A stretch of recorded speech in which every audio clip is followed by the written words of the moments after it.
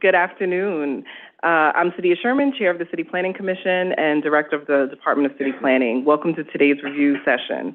Today I am joined by Vice Chair Knuckles, Commissioner Benjamin, who is joining us remotely, Commissioner Cerullo, Commissioner Dueck, Commissioner Gold, Commissioner Goodridge, Commissioner Mann, Commissioner Osorio, I think Commissioner Marin, who's joining us remotely, Commissioner Rampanshad, who's joining us remotely, and I know Commissioner Kamani will join us in progress shortly.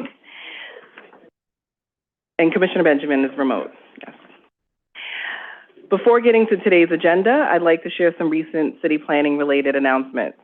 On Saturday, Department of City Planning hosted our first ever Youth Planning Summit, a day-long conference co-organized by NYC Her Future that brought together high school students from all 5 boroughs to learn about planning, public engagement, and community advocacy. Having met some of these inquisitive and invested students in the past, I am more confident than ever in the future of our city, and I know that it's in great hands. That same day, I participated in a public workshop with council members Kevin Riley and Eric Dinowitz along White Plains Road, where we are working with the community to create a comprehensive neighborhood plan. Consisting of 3 guided tours, the workshop gave people the opportunity to share their ideas and perspectives on issues facing the corridor and ways we can deliver more homes, jobs, improve public space, and community investments. I'd like to shout out our Bronx office as well as our Community Engagement and Planning Division here at DCP for their hard work. And I hope everybody stays tuned for more on this planning work over the course of the year. In other news, City Planning recently released its latest edition of the Newest New Yorkers report, a comprehensive portrait of the city's foreign-born residents. This update, the first since 2013, finds that New York City's immigrant population remains steady at 3.1 million people, with new enclaves emerging across the 5 boroughs. As we celebrate Immigrant Heritage Month, this report highlights the remarkable diversity of our city's immigrant communities, their resilience and evolution across the boroughs, and their essential role in shaping the city's population and economy. Immigrant communities are central to who we are and how we grow. And we as an agency, we commit ourselves every day to planning for a fairer, more inclusive, and affordable city where all New Yorkers are welcomed and supported. And I want to also acknowledge our population team who worked really hard to prepare that report. Finally, very important news, I'd like to congratulate the New York Knicks on their victory in the NBA Finals. Yay. We know it's been a long time coming, and this is a really great unifying moment for our city, and so we hope to see everyone at Thursday's parade. So now let's turn to our agenda. We'll start in the Bronx with a proposal for 2 new mixed-use Building that would include nearly 540 income-restricted affordable homes, ground floor retail, community facility space, and a publicly accessible waterfront. The project is located at 110 East 138th Street in the Mott Haven section of the Bronx, a couple of blocks from the 4 and the 5 train at 138th Street in Grand Concourse. Next, we will review a mixed-use proposal located at 4417 Greenpoint Avenue in Sunnyside, Queens. The project would include over 140 new homes, around 40 of them permanently income-restricted affordable, along with ground floor retail and community facility space, and it is located near the 7 train at 46th Street. I'll also note that this is the first project in New York City that is qualifying for a seeker exclusion under the reforms recently signed into law by Governor Hochul. Thanks to these smart, targeted reforms, we will cut down cost and time for modest housing projects and get New Yorkers into homes faster. Next, we will turn to a proposal to facilitate the construction of the Bay Ridge Community Center at 9818 Fort Hamilton Parkway in Bay Ridge, Brooklyn. The community facility would be across the street from John J. Carty Park and feature a gym, a lap pool, daycare, playground, library, art studio, cafe, offices, classrooms, and more. Staying in Brooklyn, we'll look at a proposal to legalize several commercial uses in an existing mixed-use building with over 80 apartments at 150 Knoll Street in Brooklyn. The site is close to the Green Central Park Knoll Playground and the Fermi Playground, as well as the L train at Morgan Avenue and the B57 bus. Moving to Manhattan, we'll also review the modification of a previously approved special permit that would allow the placement of an outdoor cafe at 1633 Broadway in Midtown. And so with that, Madam Chair, I'll turn the floor over to you. Thank you, Madam Chair. Good afternoon, and welcome to the City Planning Commission review session for Monday, June 15th, 2026. The time is 1:07, and a quorum is present. The first item on our agenda is a certification of a special permit, UDAP designation, project approval, and disposition of city-owned property, and authorizations in the Bronx Community District 1. Our presenter is Jesse Hirakawa.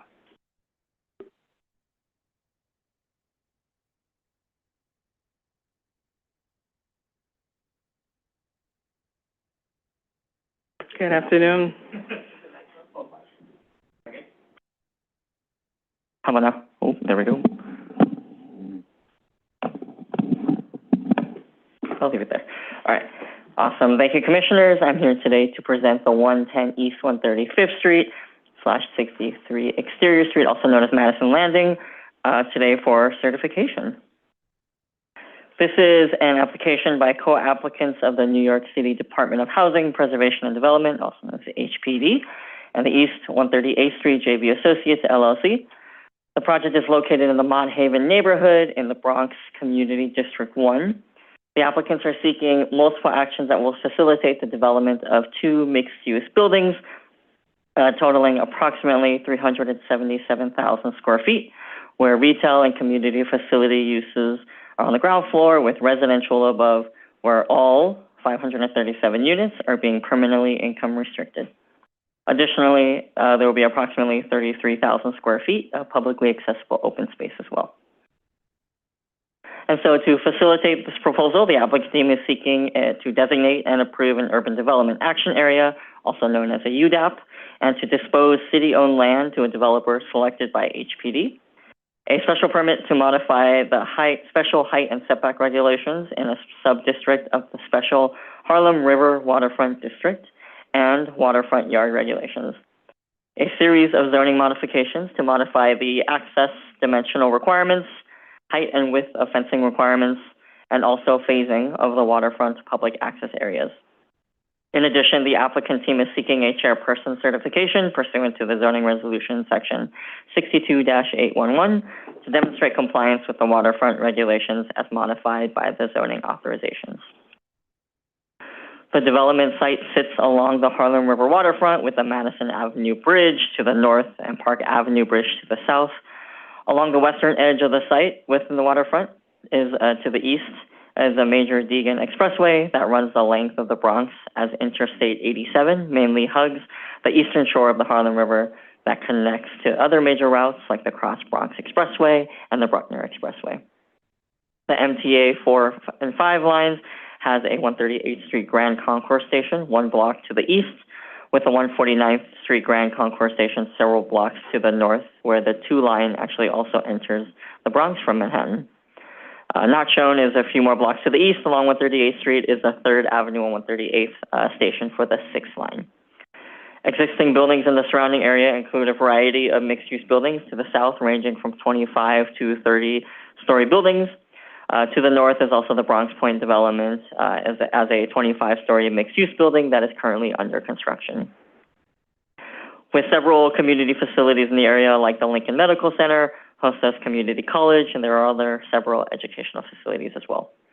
There's also several light industrial, transportation, and utility spaces that you can also see with parking lots and vacant lots scattered around. Directly adjacent, the site is bounded by East 138th Street to the north, East 135th Street, and Exterior Street to the east. Looking from above, I'll notice that Manhattan is walking distance, but also driving, using the Madison Avenue Bridge, with the Park Avenue Bridge only serving rail transportation, with the Metro North connecting Manhattan and the larger regional network to the north.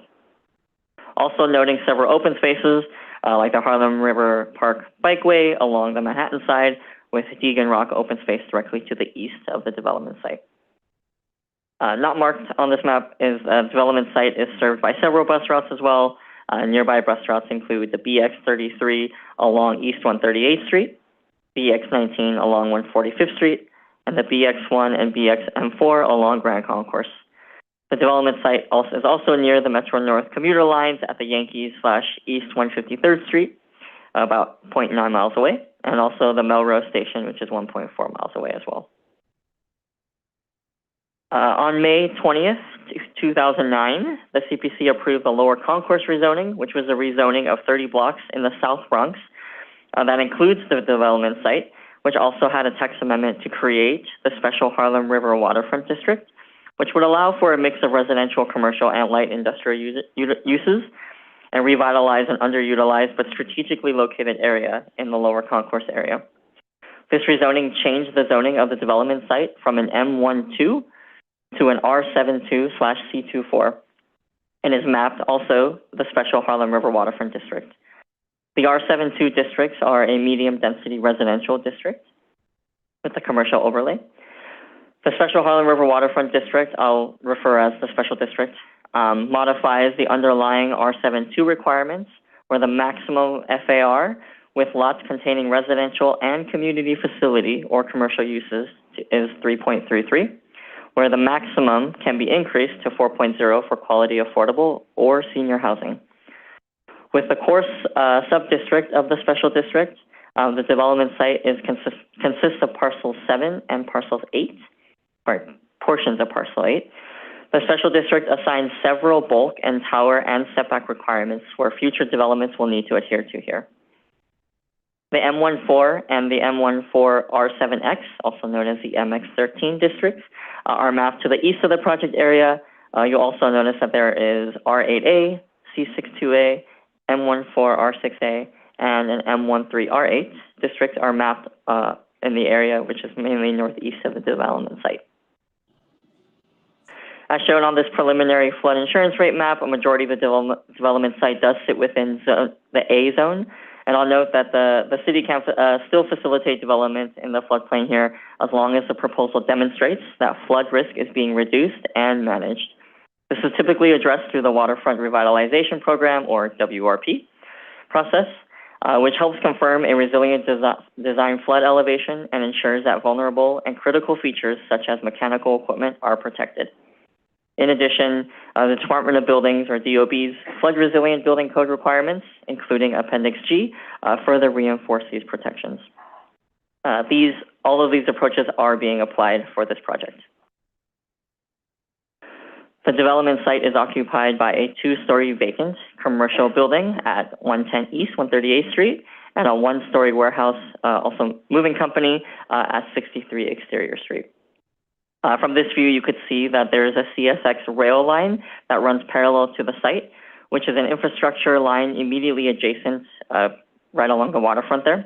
that is connected to the Oak Point Freight Yard that handles deliveries to Hunts Point, Cooperative Market, and Fresh Pond Junction in Queens, ultimately connecting to the larger CSX Eastern, U.S., and Canadian provinces.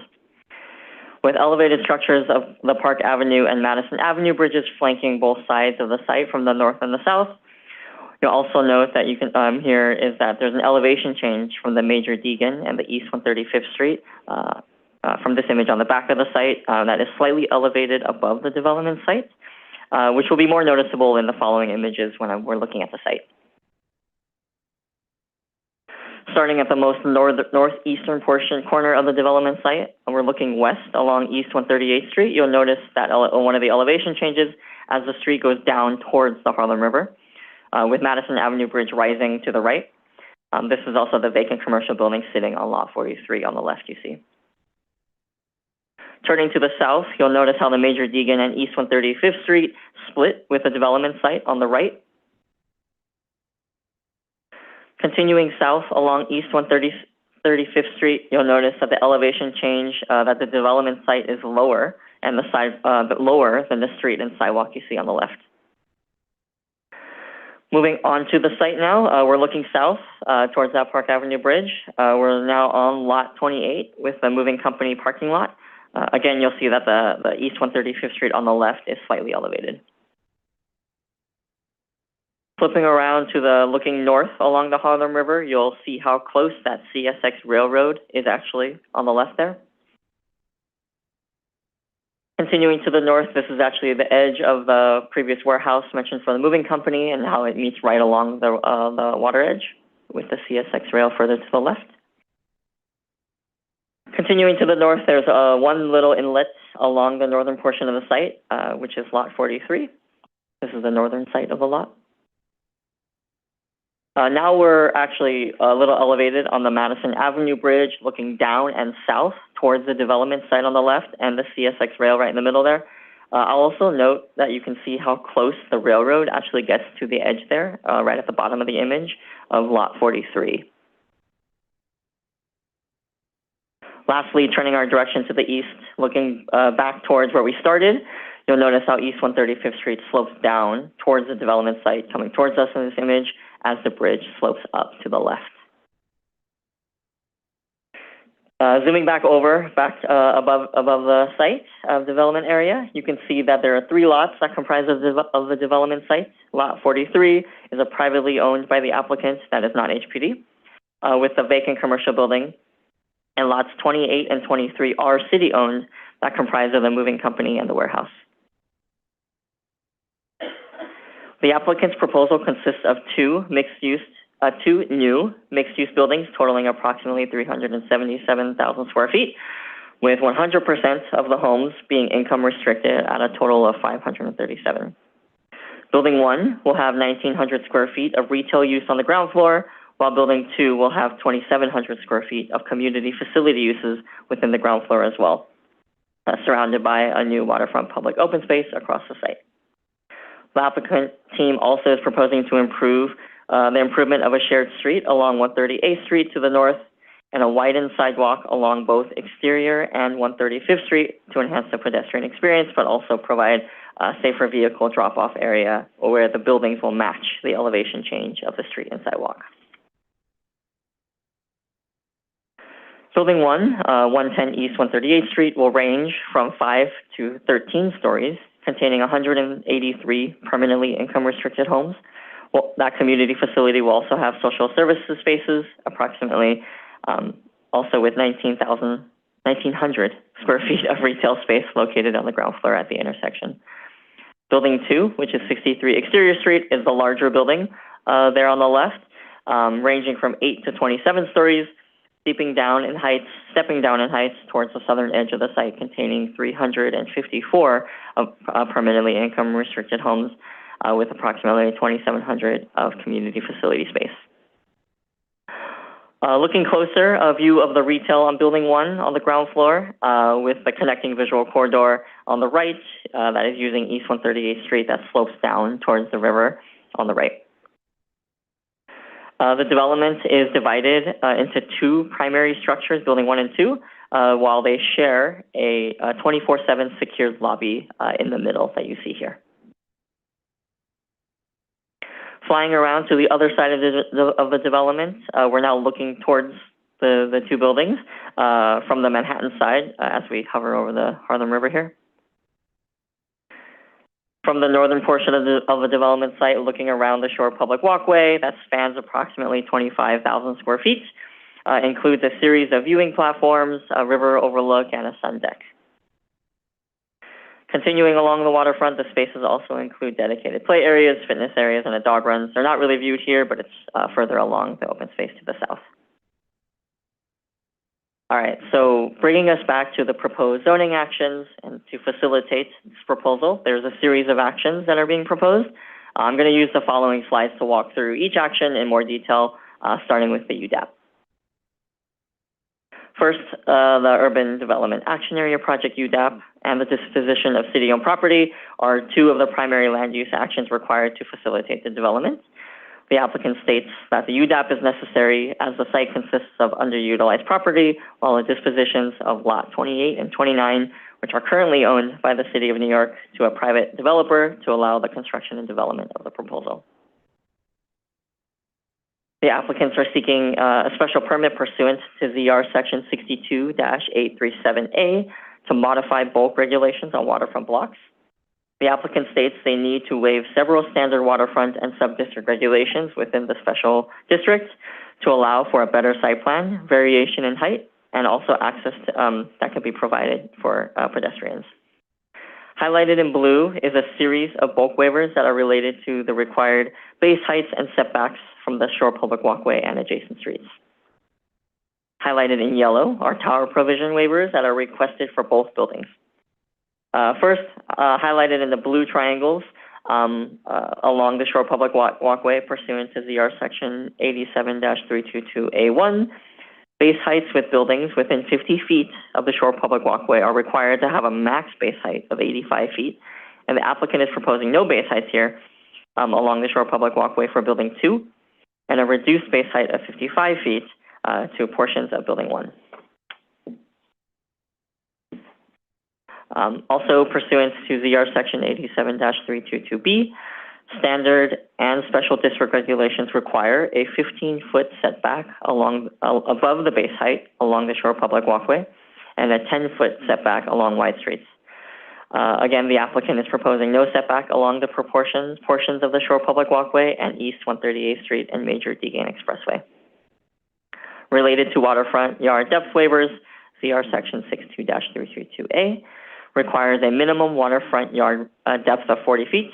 However, just like the other waivers, due to narrow and irregular configurations of the shoreline and lots, the project seeks to allow the waterfront development yard to be less than the required 40 feet in various portions. All right, so looking closer at Building 1, highlighted in the blue on the right side there of the screen, pursuant to sections ZR 23-432, base heights along East 138th Street need to be between 40 and 85 feet. And the applicant is proposing a base height of 96 feet here, which exceeds the 85-foot maximum. Also captured in that portion of the blue, pursuant to sections 23-433, is a setback waiver after the base height along East 138th Street.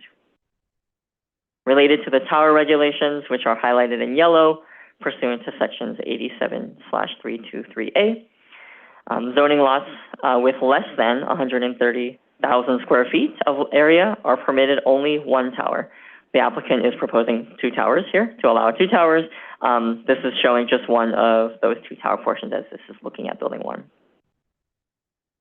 Moving on to Building 2, with a section cut through the longer portion of the building.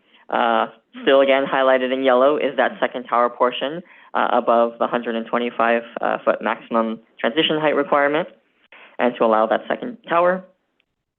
Additionally, captured in the yellow area pursuant to section 87-323C, mandates that each individual story of a tower cannot exceed 10,000 square feet, 10,000 gross square feet. The applicants are requesting to allow a portion of this tower to have larger floor plates that are about approximately 12,000 square feet. Rotating the section cuts of Building 2, we're looking at the two taller portions of the building, again highlighted in yellow as previously described, showing the waivers through the narrow portions of the building. This angle also demonstrates the applicant's requested waivers for setback requirements pursuant to Section 87-322B, where the applicant is proposing to not set back along portions of the Shore Public Walkway and Major Deegan Expressway. The applicant is also proposing an open space that would be governed by the waterfront public access area regulations. As proposed, portions of the open space will be required WPAA, and the remaining portions would be designated as publicly accessible open space, totaling approximately 34,000 square feet. I'll note that the applicant is proposing over 12,000 square feet above the required square footage requirements of the WPAA. Moving on to the authorizations, the applicant is seeking 3 specific zoning authorizations under Section 62-822. These authorizations also allow for modifications to standard waterfront public access requirements to accommodate the site's unique geometry and their safety needs. First, the standard regulations require that the Shore Public Walkway be accessible via direct upland connection at intervals not exceeding 600 feet.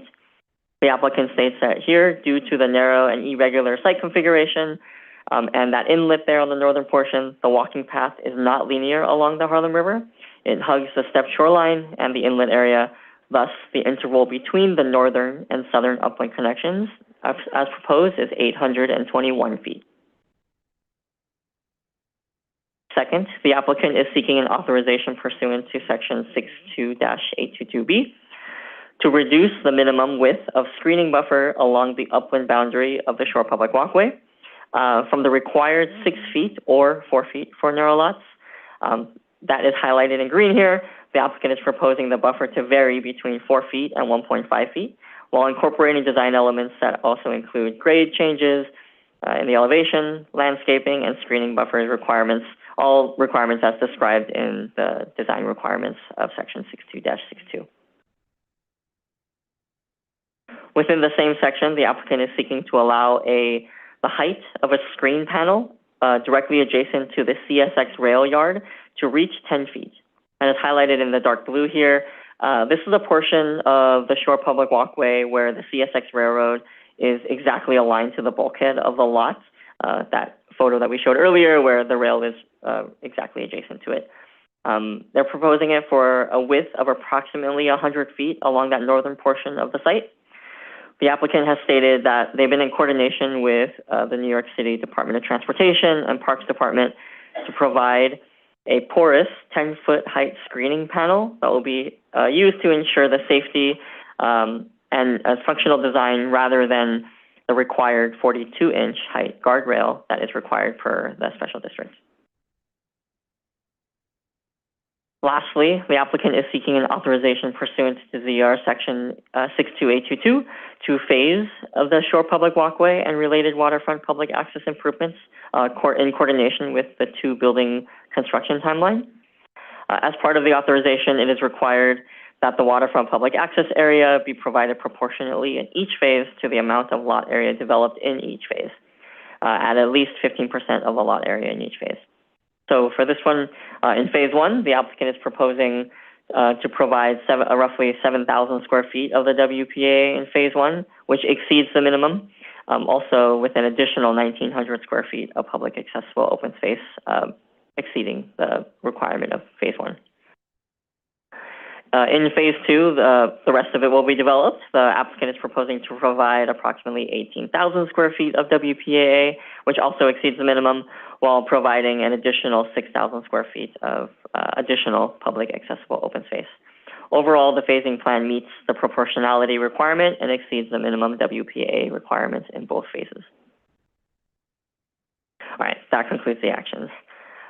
Pursuant to Local Law 78 of 2021, the application requires a racial equity report on housing and opportunity, RER, because it increases the permitted residential floor area by at least 50,000 square feet. The Equitable Development Data Explorer locates the project area in the Mott Haven, Port Morris, Hunts Point, and Longwood and Melrose neighborhood tabulation area. The applicant states that the proposal would produce 100% income restricted housing units in a location that is where the annual median household income is approximately $30,600 dollars. Based on the 2020 census, 1% of the population identified as Asian non-Hispanic, roughly 4 to 15% lower than the rest of the borough and the city respectively. At the highest, 68% of the population identifies as Hispanic Latino, as compared to 55% within the Bronx and 28% within the city. 27% of the population in the area identified as Black non-Hispanic, as compared to 29 and 20% from the borough and the city respectively. And lastly, then 2% identified as white non-Hispanic, where over 9% to 31% is for the borough and the city respectively. Between 2010 and 2020, the Asian non-Hispanic population in the area increased at the highest rate at 55%, compared to 43 and 34% increases in the Bronx and the city respectively. The Black non-Hispanic population increased 3%, compared to 1% in the Bronx and 5% decrease in the city. The Hispanic Latino population has a 1% decrease in the area, while in the borough and the city, the population increases from 9% and 7% respectively. Lastly, the white non-Hispanic population in the area increased 25%, while there was a 14% decrease in the Bronx, while there has been 0% change in the city as a whole. All right, so in summary, the co-applicant teams of the New York City Department of Housing, Preservation and Development and East 138th Street JV Associates LLC is seeking multiple actions that will facilitate the development of 2 new mixed-use buildings totaling approximately 377,000 square feet with retail and community facility uses, with residential above, where all 537 units will be permanently income restricted, with approximately 33,000 square feet of publicly accessible open space along the ground floor, along the waterfront, within the Mott Haven neighborhood of Bronx Community District 1. And thank you, and that concludes my presentation. Thank you for your presentation, and I'll acknowledge that we've been joined by Commissioner Crowell and Commissioner Kamani. We'll open up for any questions or comments from the Commissioner. Oh, Vice Chair Knuckles. Thank you, Chair. Jesse, thank you. The report says 100% income restricted. Yes. Could you just elaborate on what those income ranges would be? Sure. Yeah, sorry to walk through it in the presentation, but the chart, I can point you to the chart that is here on the slide that the applicant provides in their racial equity report. They have 108 units for formerly homeless units, 35 for Ella, extremely low income, 89 very low income, 127 of them are for the affordable senior housing, and then 88 for low income at 60% and 80% AMIs.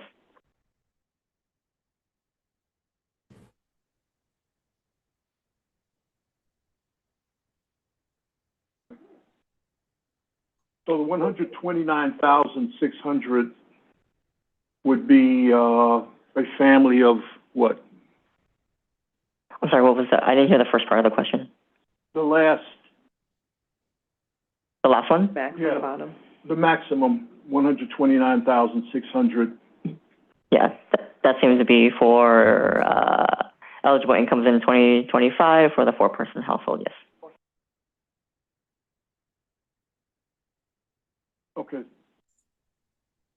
I'll read the chart again. Thank you. Thank you, Commissioner. I know that Commissioner Marion has his hand raised. Yes, thank you, Chair. So, Jesse, thank you for the presentation. I really am so excited about this project, specifically since 100% affordable on the waterfront. It's something that's never been heard of or done. So I applaud the developer. I applaud the city for also understanding that when they are disposing of their property. My only question, and I guess concern, would be the blocking, if you will, of the CSX rail line and the water. I think that it's exciting to be on the waterfront, and with the 10-foot fence, you're not going to be able to see across to Manhattan. And I think that that's part of the glory of being on the waterfront. I also would question what is the frequency of CSX coming through, because that would also add to how we can minimize the noise from CSX. I happen to have lived behind CSX for 26 years of my life, where you can actually see Barnum and Bailey coming by with the animals, which we don't see anymore. That's understood. But it really wasn't that much of an issue in that CSX only came by at a certain frequency. And so I would question what that frequency is and why really it's a fence when, again, we're missing the view across the water into Manhattan. Sure, thank you for the question, Commissioner. It's my understanding that the frequency in this area for the CX6 Railroad is twice a day. And then to your point about the viewability, I think are you referring to the authorization of the 10-foot high fence, the porous fence that they're requesting in the authorization? That is correct. Yeah, that portion is on I don't know if you see the presentation or not, right? So this portion it's a 10-foot screening porous panel for about 100 feet along, right, that northern portion. Whereas the rest of it, I think it's the tightest portion, right, where there's 10 feet. And they're in coordination with Parks and DOT to figure out that design of that fence. But I think they can be able to elaborate more on the design of the fence when. Yeah, that would be great, because I think we're blocking off views and accesses that are purposeful. You know, they're there for a reason. They're across the waterfront, and I think they would add to the quality of life there. In that, again, you can see across. CSX is not going to be that noxious. You know, the fact that they're there just reminds you that this is the city. We had this rail yard that circled the Bronx. It goes all around the Bronx. It comes across to Hus Point now, where I'm on the other side. So I would just like to see some more transparency to the Manhattan side of that view. But otherwise, I think this is a great proposal. Again, I applaud the developer in the city of New York for making this 100% affordable. I think it's gonna really raise the bar. So thank you very much. Thank you, Commissioner. Commissioner Mann and Commissioner Osorio. Hey, Jesse, just a couple of quick questions. Just on the flood risk and the design flood elevation. So is the site being elevated out of the 100-year floodplain? Yes. It is. Okay, got it. So it's getting pulled out of the 100-year floodplain map then? Yes. I will double check that exact statement, but I know it is being elevated above the. I always forget the exact abbreviation of it, but the mean high water plane, they are elevating it above that. Elevation? Also for the 2100 area. Got it. Okay. So it's being elevated out of the design or the height of design flood elevation or higher. Got it. Okay. And then just on the open space and the kind of pedestrian connectivity here, because that's obviously a challenge for these sites, and there's been a couple of them right along Exterior Street. Yes. So can you just speak just briefly about if there's any potential connection to the north or the south? I don't know these bridges that well to understand if there's any future connection that could happen underneath as a kind of continuous ribbon of open space, or if that's just not possible here. And also then just what's happening in terms of the pedestrian connections across Exterior Street, which is a bit of a challenging street. Yeah, so to your point about connections for the pedestrian, there's a few, right? There's one at that northern portion, at the most northern portion of that East 138th Street as it goes down. And then the other one would be connected to right at I'll say left side of Building 2, right? It connects to Exterior Street or East 135th Street. And then there's another one further along when you get closest to that most southern portion where the call out for the Metro North Rail is for the Park Avenue Bridge. There's another connection right there that connects to the East 135th Street. So is there, I guess maybe to reframe the question a little bit, is there anything that's being done around pedestrian safety here for accessing the site that's part of this project that maybe I missed in the presentation? For public safety area in terms of? Just pedestrian safety in terms of crossing, safely getting across Exterior Street, which is... Oh, yeah. So overall, a lot of what you see here in the proposed area in this illustrative site plan, in coordination with DOT, HPD is also, they're expanding the sidewalk expansion a lot, right? Because right now there's like the elevation change on 135th as it goes down. It's a very narrow sidewalk there currently with the elevation change, but they're going to extend it. Also creating, I believe, a bike path there, and expanding the sidewalk. Yeah, sorry if I'm being a little bit unclear with the question. So just if we're going to the site, let's say from the subway, 138th Street is seen as the primary entrance for the site. Mm-hmm. Is that right? For open space or the building? Oh, just to get home. Yeah, that will probably be one of the most main intersections. Yeah. Okay. So 138th and exterior. Mm-hmm. I assume that crosswalk is a signalized crosswalk. You can double check. Okay. Yeah. I mean, I know that the Bronx Point site is a few blocks to the north, and I know these sites are getting picked up here mm-hmm. along the Deegan. Mm-hmm. But I just want to make sure that if we're adding a couple thousand people here, or 1,500 people, that we're just being careful about the pedestrian conditions there. I'm sure DOT and HPD are thinking about this, but just I understand your question now. Yeah, you're basically how are we getting to the actual site from the pedestrian perspective, whether it's the sidewalks that need to be improved, or we can definitely follow up on that. Crosswalks are signalized, adding signals. Yeah, okay. Thanks, Jesse. Commissioner Osorio. Thank you, Chair. Thanks so much for the presentation, Jesse. Some of the questions that I wanted to raise have been raised already. Just to highlight a couple other things, in terms of the visual connection, I'm really interested in exploring whether there is still an opportunity to maintain a visual connection from the other side of the Deegan, from Weston Park, from the open space that is across the street. Got it. Yep. And so eastern side, yeah. Yes, I'm wondering whether that is. If there's still a chance to do that. I know that's part of kind of the discussion right now in terms of the Waterfront Action Plan. That is where there isn't an upland connector, an existing one, but I'm wondering if at least there could be something done to maintain a visual connection there, as Commissioner Marin mentioned. The second point was really quickly, building on and commending HPD for proposing a 100% affordable housing project on the waterfront. I'm wondering if you can say more about what are the energy efficiency standards that are being proposed here. I know that HPD specifically has been, really pushing the envelope in that regard, but I'm wondering if what's the standard specifically here, number one, and number two, whether there's any renewables that are being, proposed here. Help us understand a little bit the energy matrix of the building. Yes, for the connection one, we can talk. I just wanted to Commissioner Mann's question as well, just re-bring up the rendering that shows the development side and the sidewalks. But to your second question, Commissioner Osorio, about the energy and renewable stuff, can definitely. I don't want to speak offhand, so I'll make sure I double check with HPD so that they're ready to speak and developer more about the energy stuff. I think that was a yes. No. Yeah, so I'll make sure I speak to them and that they come back to the public hearing about it.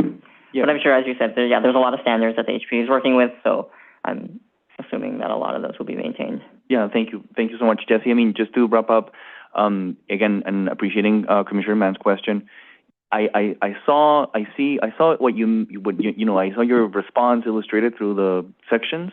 I think that's very detailed, and I think that that suffices. But the renderings that you're showing here do not speak to sort of like an elevated, urban design, fully responsive of what I know the sections are showing. So when we see this again, if maybe we can.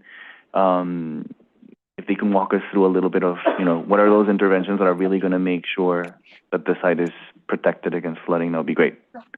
Again, the sections show how they're going to meet the requirements, but the renderings are still a little shy from showing that. Sure, yeah, happily to relay that message to the developer and HPD. Excellent, thanks. Thank you. I think Commissioner Rampanchad, did you, I believe, may have a question?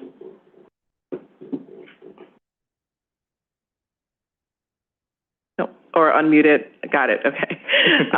So hearing no further questions, thank you, Jesse. And this application is certified. Awesome. Thank you, Commissioners. The second item on our agenda is a certification of a zoning map and text amendments in Queens Community District 2, and our presenter is Fagala Leshner. Good afternoon, Chair, Chairman, and Commissioners.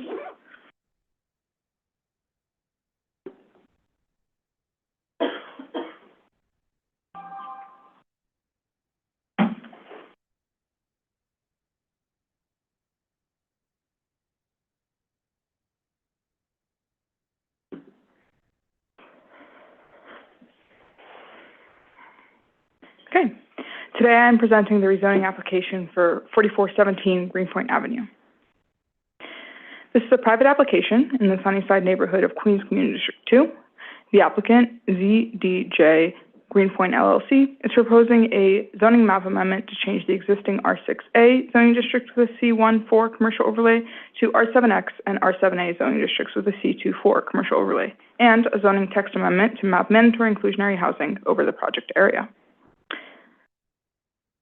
The applicant is proposing the construction of a new 11-story mixed-use building, approximately 143,000 square feet in size and 5.5 FAR, which would be comprised of 143 dwelling units, of which 36 to 42 units would be permanently income restricted under option 1 or 2 of the city's MIH program. The ground floor would include approximately 13,000 square feet of commercial uses and approximately 5,000 square feet of community facility uses.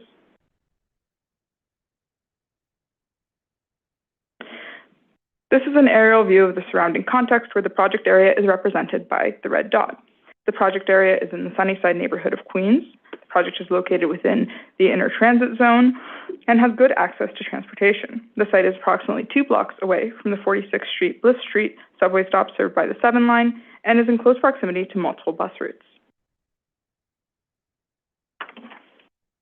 The project is also located near New Calvary Cemetery and is less than a mile away from the Brooklyn-Queens Expressway. The project area and the remainder of the block were zoned C42 zoning district in 1961.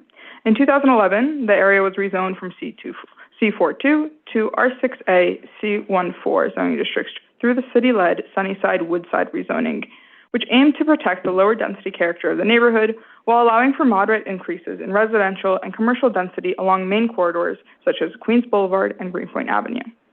The block is developed with a single-story community facility and commercial uses, as well as 6-story residential uses. The surrounding area is characterized by a mix of low and medium-density residential uses and a mix of commercial and community facility uses. The area north of the project area is mapped with a C44A zoning district and primarily developed with 1 to 2-story commercial buildings and 3 to 8-story mixed-use buildings along Queens Boulevard. The area to the west of the project area is mapped with R7A and R6A zoning districts and characterized by a mix of 1 to 9-story commercial and residential buildings. The area to the south and east of the project area is mapped R5 and R5D zoning districts, primarily consisting of 2 to 6-story residential buildings. Here is a closer look at the project area facing north in context of its immediate surroundings. The project area is bounded by Greenpoint Avenue to the south, 45th Street to the east, 44th Street to the west, and the 100-foot depth from Queens Boulevard to the north. The development site is outlined in yellow and is comprised of a single-story community facility use, formerly the Queens Assembly Hall of the Jehovah's Witnesses. Within the project area to the north is a single-story auto-oriented commercial use, and to the west is a single-story supermarket. To the north of the project area on Queens Boulevard is the 46th Street subway stop with service from the 7 train. Here is the tax map showing the location of the project on Block 166, Lots 1, 40, and Lot 35, as outlined by the black dotted line. Here we have a view of the development site, outlined in yellow, from the intersection of Greenpoint Avenue and 45th Street facing northwest. Next, we move to the mid-block of 45th Street on the northern boundary of the development site. 45th Street is a 60-foot wide street with the development site on the west side of the street and 2 to 3-story residential buildings on the east side of the street. Here is a view of the development site from Queens Boulevard and 45th Street facing south. The project area covers a portion of Lot 35, which is currently occupied by Wendy's. At the eastern intersection of Queens Boulevard and 45th Street is a newly constructed 8-story mixed-use building. Lastly, this photo is taken from the intersection of 44th Street and Greenpoint Avenue.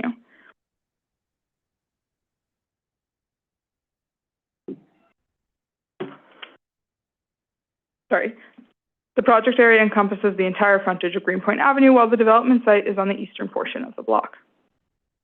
As proposed, the requested actions would facilitate the development of an approximately 143,000 square feet mixed-use building with 143 dwelling units.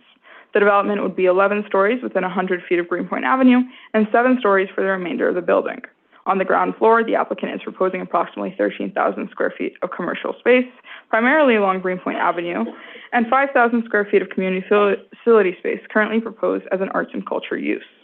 As illustrated, users of the community facility space will have access to rooftop green space. As proposed, retail spaces will be accessible from Greenpoint Avenue and its intersection with 45th Street. The residential lobby and community facility space will be accessible from 45th Street. As proposed, the community facility entrance would be at the mid-block of 45th Street, within closer proximity to Queens Boulevard. To facilitate the proposed development, the applicant proposes a zoning map amendment to change from an R6A C14 zoning district to R7X and R7A districts with a C24 commercial overlay. This R7X zoning district and the C24 commercial overlay are proposed at a 100-foot depth from Greenpoint Avenue. The remainder of the project area would be rezoned to an R7A zoning district with a C24 commercial overlay. The existing R6A C14 zoning district permits a maximum residential FAR of 3.9 for UAP developments and a maximum FAR of 3.0 for community facility uses. R7X is a contextual district typically mapped along major thoroughfares, including the northern side of Queens Boulevard to the east. R7X allows a maximum residential FAR of 6.0 for MIH developments and a maximum building height of 145 feet. R7A allows a maximum residential FAR of 5.01 for MIH developments and a maximum building height of 115 feet. The C24 commercial overlay allows commercial FAR of 2.0 when mapped in R6 through R10 districts. The project area is located within the inner transit zone and has no required accessory parking for residential uses. The applicant is also proposing a zoning text amendment in order to map MIH options 1 and 2 across the project area. MIH option 1 requires 25% of the units to be permanently income restricted at an average of 60% AMI. MIH option 2 requires 30% of the units to be permanently income restricted at an average of 80 AMI. This application requires a racial equity report because it would increase the residential floor area by at least 50,000 square feet. The annual median income for Queens Community District 2 is approximately $93,000, which is higher than the annual median income for the borough of Queens and New York City overall. The applicant proposes to provide 34 income-restricted units across a range of 40 to 80% AMI, with estimated monthly rents ranging from $1,130 for studios to $2,920 for two-bedroom units, at estimated average incomes ranging from $45,400 for a one-person household to $129,600 for a four-person household. The project area is located within the LIC, Sunnyside, and Woodside Puma, home to approximately 137,000 total residents, approximately 35% of which identify as Asian non-Hispanic, 3% identify as Black non-Hispanic, 30% identifies as Hispanic or Latino of any race, and 29% identified as white non-Hispanic.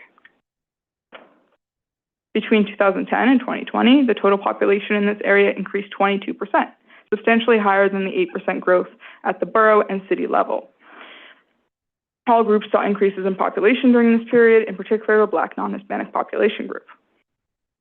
In conclusion, the applicant is proposing a zoning map amendment and a zoning text amendment in order to facilitate the development of a new 11-story mixed-use building with 143 units, of which 36 to 42 would be permanently income restricted. Thank you, and I'm happy to answer any questions. Thank you for your presentation. Are there any questions? Commissioner Osorio? Thank you, Chair. Thanks so much for the presentation.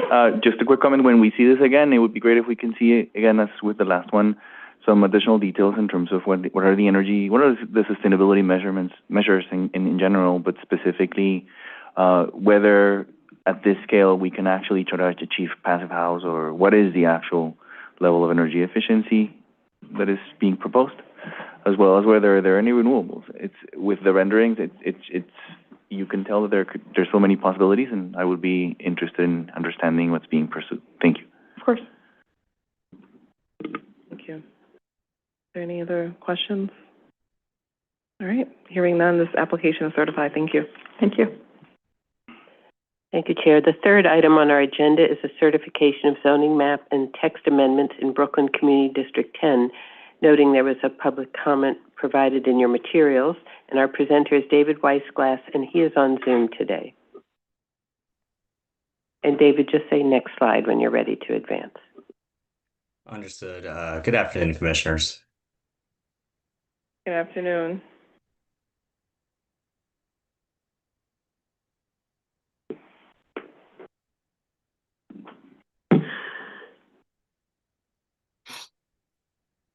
right. This is a zoning map and zoning text amendment application at 9818 Fort Hamilton Parkway in Brooklyn Community District 10. Next slide, please. So again, this is a private application from the Bay Ridge Community Development Center Incorporated for a zoning map amendment from an R4B zoning district to an R6A district within the special Bay Ridge district, as well as the zoning text amendment to Appendix F to facilitate the development of a new four-story, approximately 33,100 square foot community facility that will act as the new Bay Ridge Community Development Center. The building will reach a maximum height of 54 feet and will include a number of facilities designed to provide recreation, social interaction, and educational activities to community members of all ages. Next slide, please. This project is located at 9818 Fort Hamilton Parkway in Bay Ridge, Community District 10 in southern Brooklyn. It is located in City Council District 47, the district of Councilmember Kayla Santos Suoso. Next slide, please. Here you can see an aerial view of the surrounding area of the project looking northwest towards the bay, of which you can see just a little bit at the upper left corner of your screen. The project area, which is shown here outlined in that darker blue, is coterminous with the proposed development site. It is located at the corner of Fort Hamilton Parkway, a 100-foot wide street, and a 99th Street, a narrow 50-foot wide one-way street, they're mapped as such. The immediate surrounding area is predominantly residential in nature, with two-story single and two-family dwellings surrounding the project area. Directly across the street to the east is John C. Carty Park, an 8.5-acre park including tennis courts as seen here, as well as a number of other courts, as well as the Fort Hamilton Senior Center and several public restrooms. 3 blocks to the south is John Paul Jones Park, which is about 5.3 acres in size and directly adjacent to the Shore Park and Parkway, a 58-acre park running along the western shore of Bay Ridge. There are several public transportation options for bus and subway service near the project area. The Bay Ridge 95th Street station, the southern terminus of the R line, is located about 4 blocks north of the project area. The R provides service to Forest Hills via Manhattan and also stops at the Long Island Railroad Atlantic Terminal station. There are several bus routes which operate in the area as well, including the B8, B16, B37, and B63 buses. The X27 and X37 buses, providing express service directly to Manhattan, have a stop 1 block away as well. Next slide, please. This is a zoomed-in image of the project area showing the center's location among the surrounding context of R4B development. The project area is an approximately 12,500 square foot lot at the northeast corner of 99th Street and Fort Hamilton Parkway. The block is further bound by Marine Avenue to the north and 4th Avenue, a 100-foot wide north-south corridor, to the west. The project area consists of 1 tax lot, Block 6131, Lot 1. It's currently improved with the existing Bay Ridge Community Development Center, which is comprised of 4 one-story buildings surrounding a central courtyard. The building, constructed in 1900, has a total floor area of approximately 6,960 square feet. And it starts on understanding that the Bay Ridge Community Development Center has been operating at this location since 2020. I've also added on this image a line roughly indicating where the R4B district ends and the R6A district begins. The R6A district is primarily mapped on the properties fronting 4th Avenue, as you can see here. As a reminder, the applicant for this project is requesting a zoning map amendment from the R4B district to an R6A district. Next slide, please. Here you can see the land use map. Within the surrounding area, you can see there is a mix of commercial, residential, and community facility uses. To the immediate north, west, and south of the project area are primarily 2-story 1 and 2 family homes within the existing R4B district. 4th Avenue to the west of the project area has medium-density mixed-use commercial and residential buildings, including some built to 4 to 5 FAR and also includes several multifamily elevator buildings. The large blue institution to the right, which is located across the Gowanus Expressway and its ramps, is Fort Hamilton, an active U.S. military post.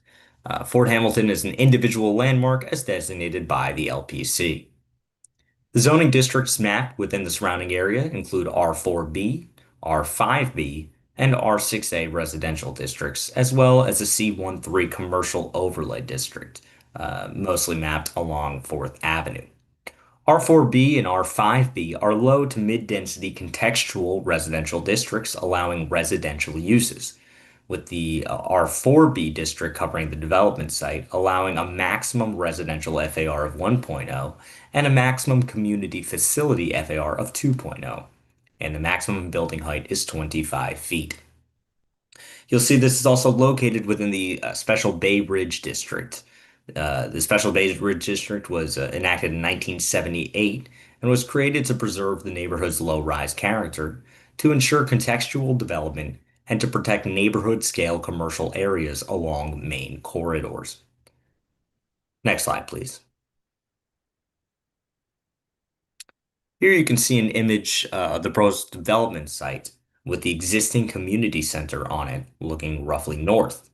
As noted, the existing community center is approximately 6,960 square feet in size. Next slide, please. This view is from the same corner of 99th Street and Fort Hamilton Parkway, looking northwest of Fort Hamilton Parkway with the project area at your left. This view shows the impact of the Gowanus Expressway ramp, as well as the proximity of John C. Carty Park, which is located partially below that ramp. Next slide, please. This is a view from the same corner looking west down 99th Street, with the project area at the right side of the screen. As you look down the street, you can see the 1 to 2 family homes lining the street.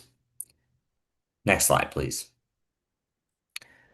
The proposed actions would facilitate the development of a 4-story community facility building totaling approximately 33,100 square feet and reaching an FAR of 2.64. The proposed development will house the Bay Ridge Community Development Center. The proposed building will have a base height of 40 feet and include a setback of 10 feet at the 4th floor, before rising to a maximum height of 54 feet. 8-foot yards are to be provided along 99th Street and Fort Hamilton Parkway. No parking is provided because none is required due to the use being a community center used partially for youth-oriented activities. The building will have 4 above-ground levels as well as a cellar and a subcellar. The cellar and subcellar are to include a gymnasium, pool, workout facilities, kitchen, and storage. The first floor is to include a daycare area and playground, a server, a mixed and several multi-purpose spaces. Above the first floor, the building will include office spaces, meeting rooms, a conference center, an art studio, a library, and several classrooms. A covered outdoor terrace will be provided at the 3rd floor along 99th Street, as you can partially see in this rendering. Again, no parking is provided as none is required for this use. Bay Ridge Community Development Center is designed to promote and provide activities and services to contribute to the physical, emotional, and social well-being of the community, according to the application documents. Next slide, please. To facilitate this project, the applicant seeks 2 actions, a zoning map amendment and a zoning text amendment as outlined here. Next slide, please. The zoning map amendment seeks to change the existing R4B district to an R6A district. The project area will remain a part of the Special Bay Ridge District. Next slide, please. As noted, the R4B district allows community facilities to a maximum FAR of 2.0, and the maximum height is 25 feet. The proposed R6A district is a contextual residential district that allows a maximum residential FAR of 3.9 with MIH, or an FAR of 3.0 for community facility uses, as one is proposed here. After a base height of 65 feet, with a setback, buildings may reach a maximum height of 75 feet, although residential buildings with qualifying affordable housing may reach a height of 95 feet. Next slide, please. The applicant also proposes a zoning text amendment to Appendix F to map MIH coterminous with the project area, creating permanently income-restricted housing via MIH options 1 and 2. Option 1 requires 25% of residential floor area to be permanently income restricted at 60% AMI, with option 2 requiring 30% at 80% AMI. While no residential is proposed as a part of this project, MIH will remain mapped over the project area in perpetuity. Next slide, please. In summation, the applicant is requesting two actions: a zoning map amendment to change the R4B district to an R6A district while remaining within the Special Bay Ridge district, and a zoning map amendment to map an MIH area coterminous with the rezoning area. These actions are to facilitate a four-story community facility building at approximately 33,100 square feet and 2.64 FAR to act as the new Bay Ridge Community Development Center. This concludes my presentation. I'd be happy to answer any questions that you have at this point. Thank you for your presentation. Are there questions? All right. Oh, Commissioner Osorio? Thank you, Chair. Thanks for the presentation. This is really just to see maybe something for when we see this again. To honor the special purpose district, it will be useful to understand from the applicant how exactly is the facade treatment and the design, kind of like, although these are illustrative in purpose, how are they maintaining neighborhood character? I'm just wondering if we can get a little bit more information on that side. Not now, but when we see this again. Yeah, thank you. I'll be sure to speak more with the applicant about that. I appreciate that. Great, thanks so much. We have two more questions, Commissioner Gold and then Commissioner Goodrich. Hi, just a quick one. It's a little hard to tell from the presentation context, but I know we're noting it will be 54 feet in height.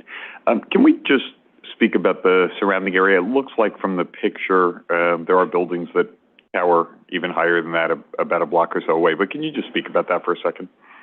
Sure. Actually, if we could bring up the presentation, there's some slides that are a bit helpful just for illustration. So we don't have the exact heights of those buildings. I could ask the applicant if they might be willing to provide, but generally, if we can see the presentation, I mean, surrounding to the north and the west until you get to 4th Avenue is predominantly single family or two-family homes. Those, to my view, do not seem to reach 54 feet necessarily. Most are a little bit shorter, plus the R4B district's maximum height is 25 feet.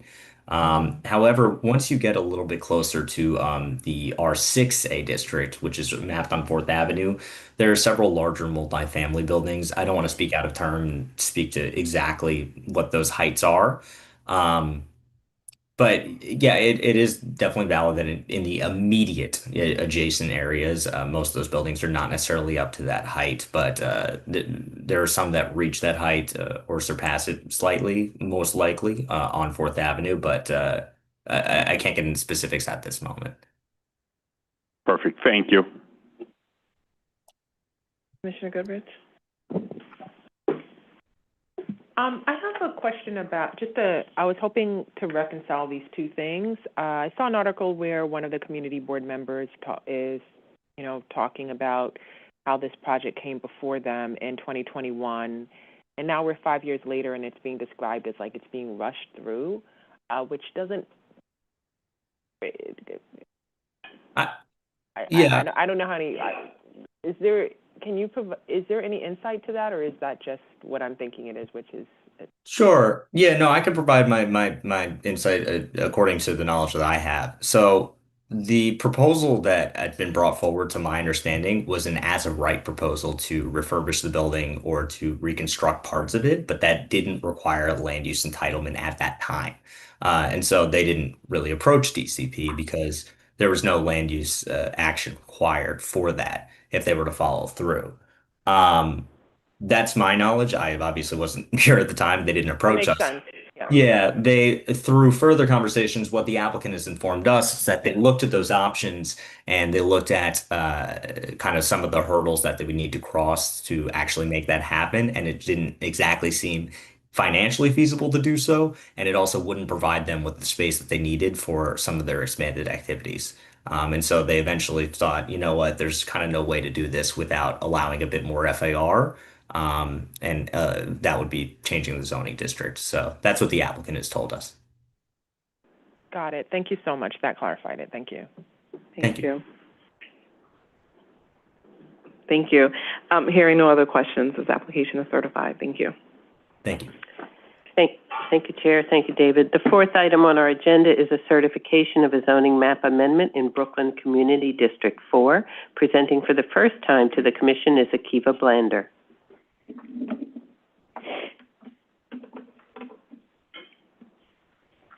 All right. Good afternoon, Chair and Commissioners.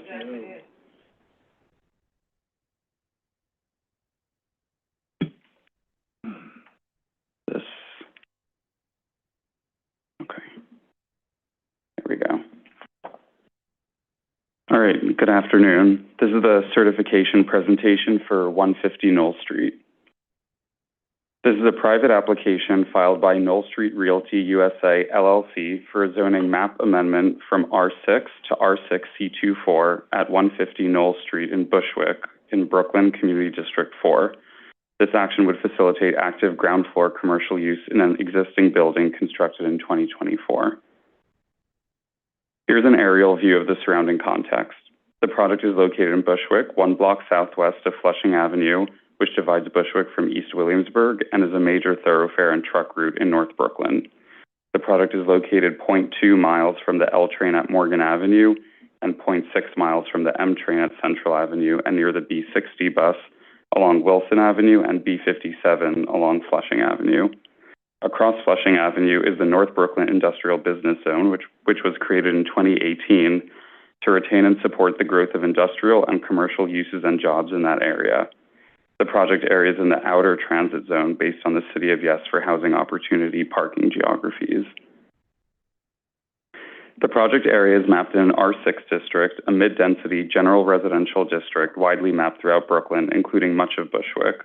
The immediate context has a distinct mix of uses characteristic of this part of Bushwick.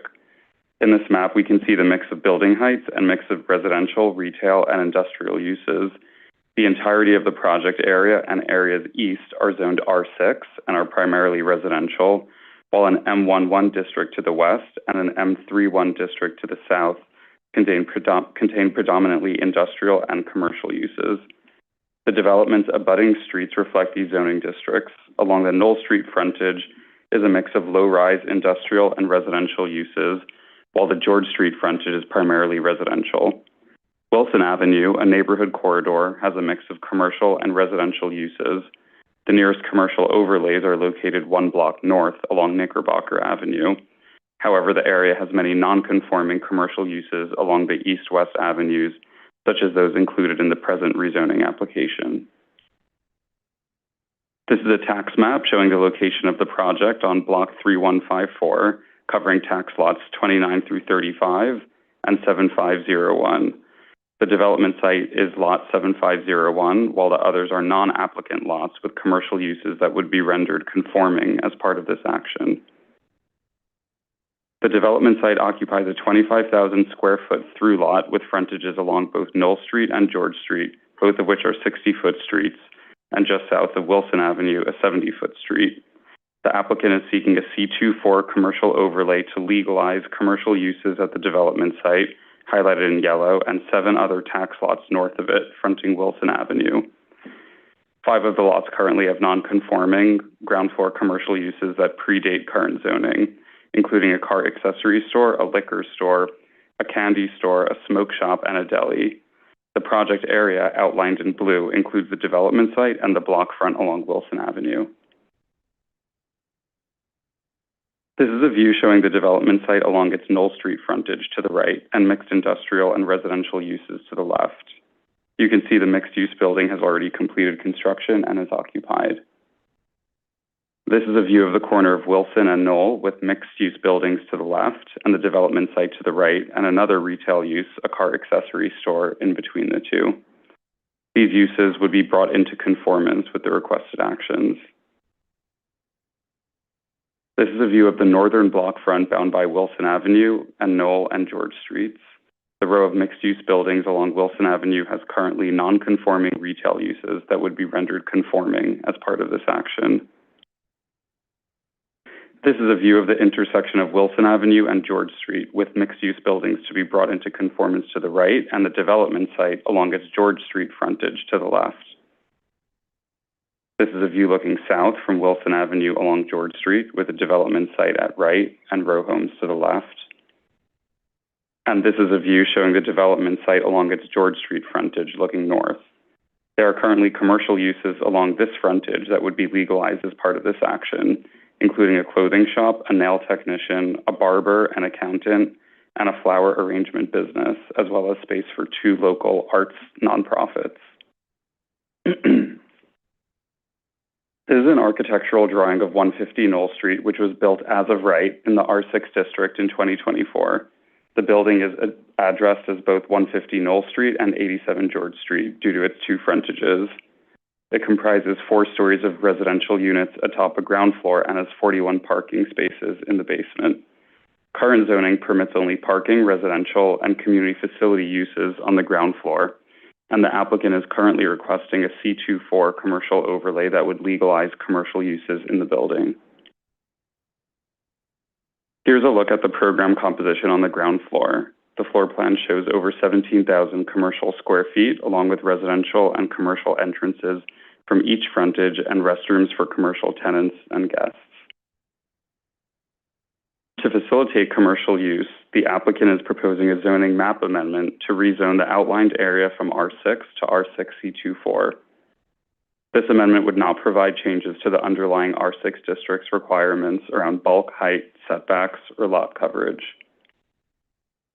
C24 districts are commercial overlays widely mapped within residential areas to serve local neighborhood retail and service needs. C24 overlay districts allow use groups 6 through 8, mostly as of right, which include neighborhood retail, office, and recreational uses. R6 districts permit only use groups 1 through 3, open space, residence, and community facility. Additionally, I'll note that the draft Bushwick neighborhood plan from 2019 identified this intersection and stretch of Wilson Avenue as potential locations to map new commercial overlays.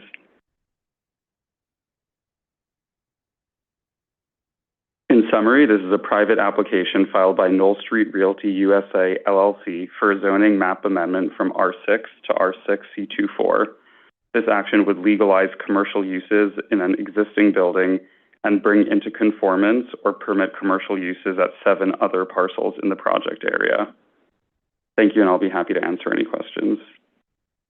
Thank you. Commissioner Cerullo? Thank you. Just a couple of questions to make sure that I'm understanding I understand that the newer mixed-use building, actually the Knoll Street building, was approved without the ability to have commercial at the base, and that's what this application primarily is doing. But it's interesting to me, all the other properties that will benefit by this action just based on the geography of the plan. How did that come to be? How did all of that commercial activity end up in the base of the building without any authorization to do it? Is it just historic? How? Just wondering what we know about that. Thank you for your question. Just to clarify, you're asking about the commercial uses in the newer building, not the ones that are also in the project area. The request before us, I understand, in the newer building, it was approved. They're coming to us to create legalization of that use. They don't have it now, and they're coming to us first. But in the presentation, when we were looking at other areas, he was saying this will legalize these uses elsewhere, and there were some photos of blocks which were residential with some commercial use at the base. And I'm just wondering how, over time, that happened, and had there been any I don't want to say enforcement, but is there a history here that we're missing in the story? I'm glad to see legalization. I find that very important. But I just wonder how the history grew to take an entire neighborhood that did not have the authority to have this kind of use, and everyone seems to have it in every building. Just, it's an interesting reality. So these are, thank you for your question. The non-applicant owned lots in the project area are legally non-conforming, so they were existing in some form before the current zoning in place there. Got it.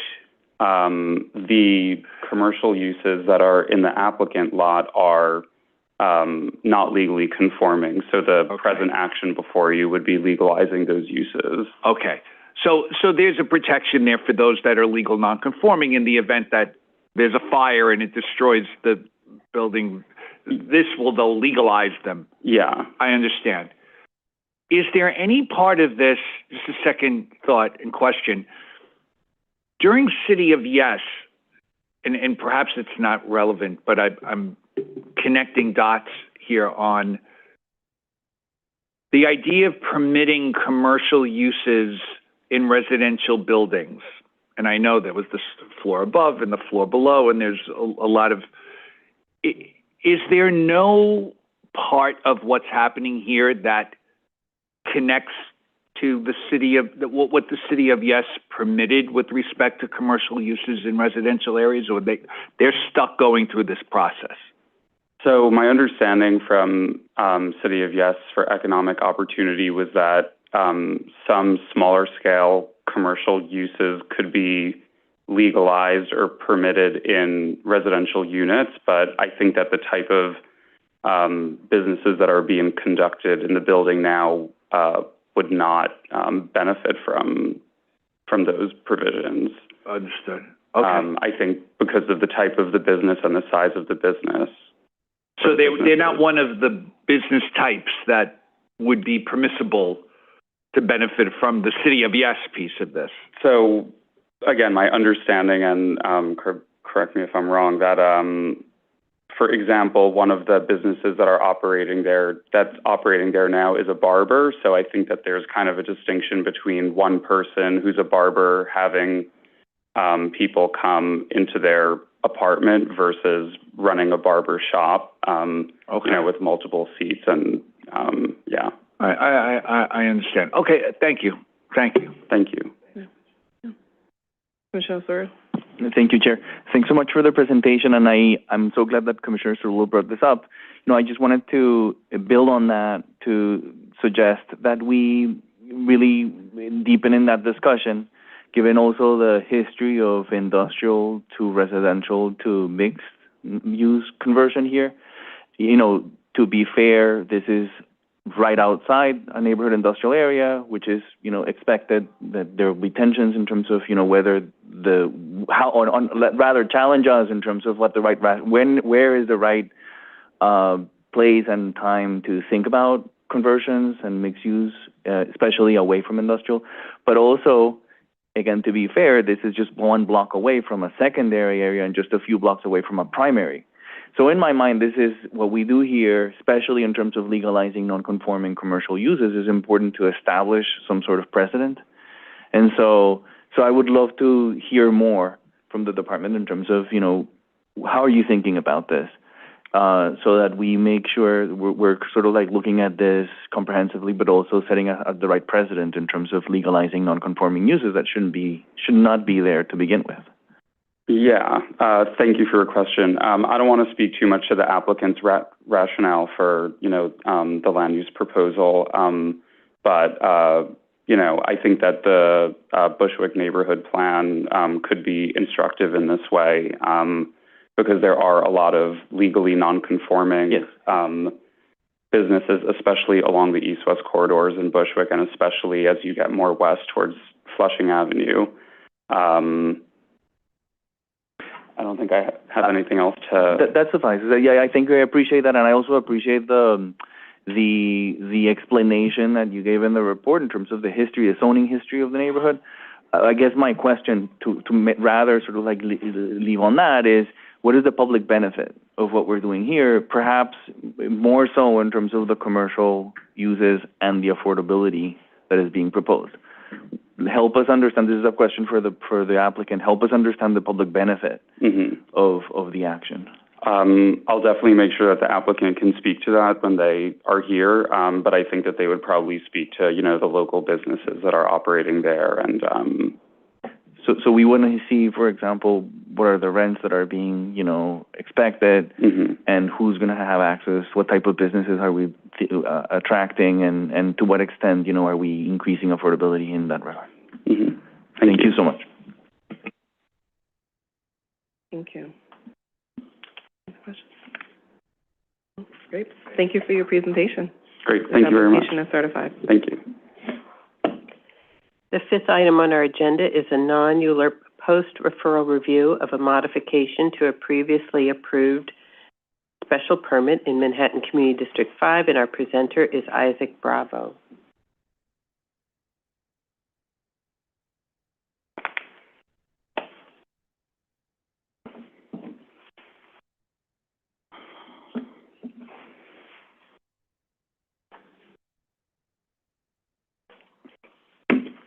Good afternoon, Commissioners. Good afternoon. Today I will be presenting 1633 Broadway Cafe Special Permit Minor Modification. This is a private application by LPB Holdings WV LLC for the fifth minor modification of a previously approved bulk modification special permit to facilitate a 2,100 square foot outdoor cafe within an existing publicly accessible open space. The development site is located on 1633 Broadway between West 51st Street and West 50th Street in the theater subdistrict of the Special Midtown District in Manhattan Community District 5. It is currently occupied by the Paramount Building, a 48-story commercial building with offices, 2 theaters, and retail space. This is an aerial view with the development site outlined in yellow and the proposed outdoor cafe area outlined in purple. There are 2 subway stations in close proximity, the 1 train's 50th Street station with its southbound platform entrance within the development site, and the C&E 50th Street station on 8th Avenue. And this area map shows the development site outlined in red. The surrounding area is characterized by a dense mix of commercial, residential, and cultural uses. Along 8th Avenue and Broadway are high-rise office towers, hotels, and mixed-use buildings with numerous Broadway theaters to the north and south. The development site is located in a C67 zoning district, and as previously mentioned, is in the theater subdistrict, which was originally zoned as the Special Theater District in 1967 to preserve and protect the character of the area as a theater and entertainment hub. This subdistrict is located within the Special Midtown District established in 1982 to shift future development further west and south in Midtown. And now moving on to the existing conditions. These are views of the development site from West 50th Street. You can see the ground floor level on the southeast corner of the Paramount Building where the restaurant is located. The outdoor cafe would be directly in front of this restaurant. These are views of the development site from Broadway and West 50th Street, showing the rest of the publicly accessible open space with outdoor seating, planters, and a glass entry pavilion. Now, this is an overview of all the prior approvals for this site, going back to the original 1968 bulk modification special permit, which modified height, setback, and tower regulations and increased the FAR from 15 to 20.8 in exchange for the provision of 2 new theaters. This special permit approved a 13,700 square foot publicly accessible open space with 2 sunken plazas facing Broadway, widened sidewalks along West 50th Street and West 51st Street, and a through-block arcade. There have been 4 subsequent minor modifications to the special permit since. The first minor modification in 1989 added seating, planting, and changed location of the stairs. The second minor modification in 2012 enlarged the publicly accessible open space by 3,000 square feet, with the space providing 506 linear feet of public seating. This was followed more recently by the third and fourth minor modifications in 2014 and 2020, which approved 2 outdoor cafes that have since expired. And this site plan shows the expired 2014 outdoor cafe in blue, the expired 2020 outdoor cafe in green, and the 2012 decked over plaza with public seating in yellow, and the proposed outdoor cafe in red. And now moving on to the site plan for the proposed outdoor cafe. As you can see with the site plan, the boundary outlined in red, the cafe would have a depth of approximately 17 feet and a width of approximately 120 feet, and include 48 tables, 106 chairs, and 22 umbrellas. The cafe would be in use when the restaurant is open for lunch and dinner, 7 days a week. The tables, chairs, umbrellas, and service station would be removed at night when the restaurant is closed. The applicant intends to utilize the cafe seasonally from April through October each year, weather permitting. During the off-season, all furnishings of the outdoor cafe would be completely removed. And moving on to the special permit findings, the original 1968 special permit was approved based on 5 findings. For the purposes of the Commission's approval, there is one finding that this proposed minor modification would need to satisfy, which is whether the open space provided continues to ease congestion in the area by aiding in the circulation of pedestrians. On May 14th, Community Board 5's resolution recommended denial of the application by a vote of 29 in favor, 1 against, and 1 abstention, unless the following conditions are met. First, that the applicant agrees to allow public use of the cafe seating without a purchase requirement.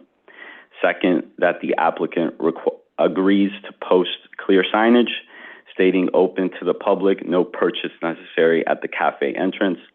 And finally, that the applicant agrees to make restroom facilities available to the public. In summary, the applicant is seeking a 5th minor modification of a previously approved special permit to facilitate an outdoor cafe within an existing publicly accessible open space located on 1633 Broadway. And that concludes my presentation, and I'm happy to take any questions. Thank you. Thank you for your presentation. Commissioner Cerullo? Thank you, Madam Chair.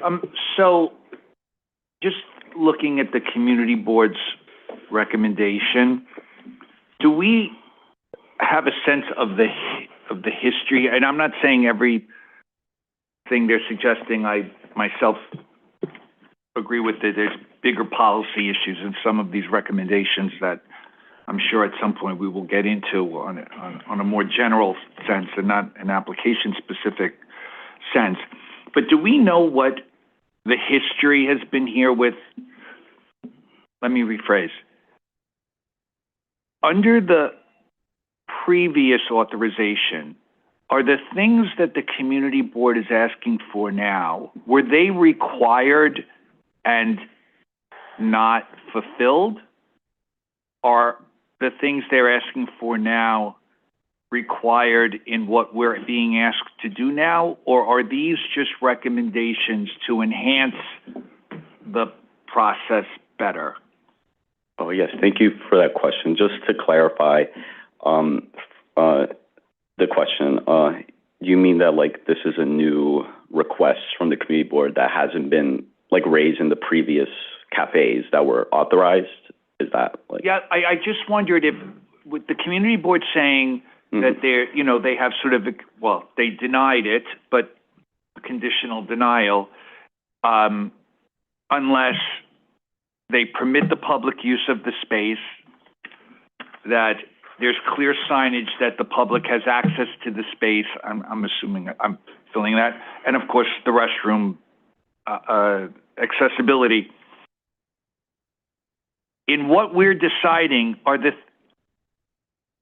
public use accessibility and signage for public use accessibility required as part of the approval that we're seeking, or are they just asking for that to be added? Oh, yeah, for this particular approval, they are not required. Required to do either of those two Yeah, things? they're not required. And were they required under any previous approval that may have expired? I can also just jump in here. There's a general signage requirement for POPs, right? But this is separate and apart, which is not required. But I'm sorry, go ahead. Okay.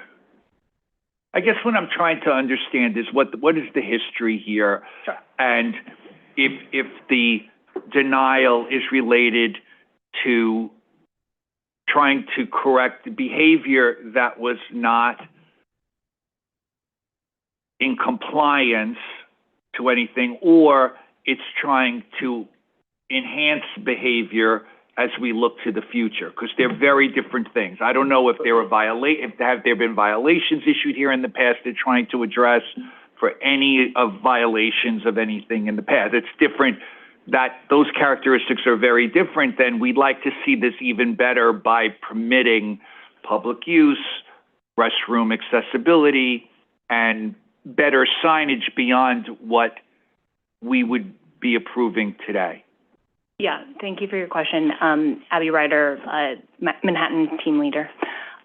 So what's before you today in sort of approvals for cafes related to like minor modifications of special permits, that is a limited privatization of space. And Understood. These are, so in terms of past cafes that would have been approved in the space, those also would have been privatized. So I think it's extremely unlikely / I can fairly confidently say that those past approvals wouldn't have indicated that the cafe seating would have been open to the public. There is separately, as Isaac noted on a previous slide, publicly accessible or open seating to the public.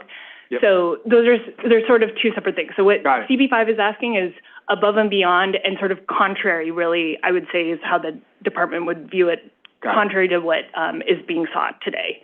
What's being sought is a limited. That's very helpful. And look, I personally, I don't have a problem with finding activations and supporting business, which I don't have an issue with that. I just wasn't clear on if there was a history here that they're responding to, because I respect their opinion on this, or was this was in addition to anything we otherwise would be doing in this process when it came to the business operation? Right. I think the department agrees that, we see that there's an appropriateness for activating POPs in this manner, to enliven the streetscape, absolutely. But yeah, this application would be to privatize that space, and the signage that CB5 was proposing is really is contrary to that approval. Okay.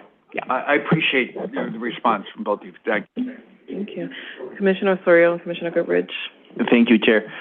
Thanks so much, Commissioner Zerullo, for raising that point, and I appreciate the response as well. Very clear. However, this is not the first time that we've seen recommendation from a community board or from the public or from commissioners to consider, at least in terms of the public bathroom request, to think about that as we consider POPs or within or like the discussions around POPs.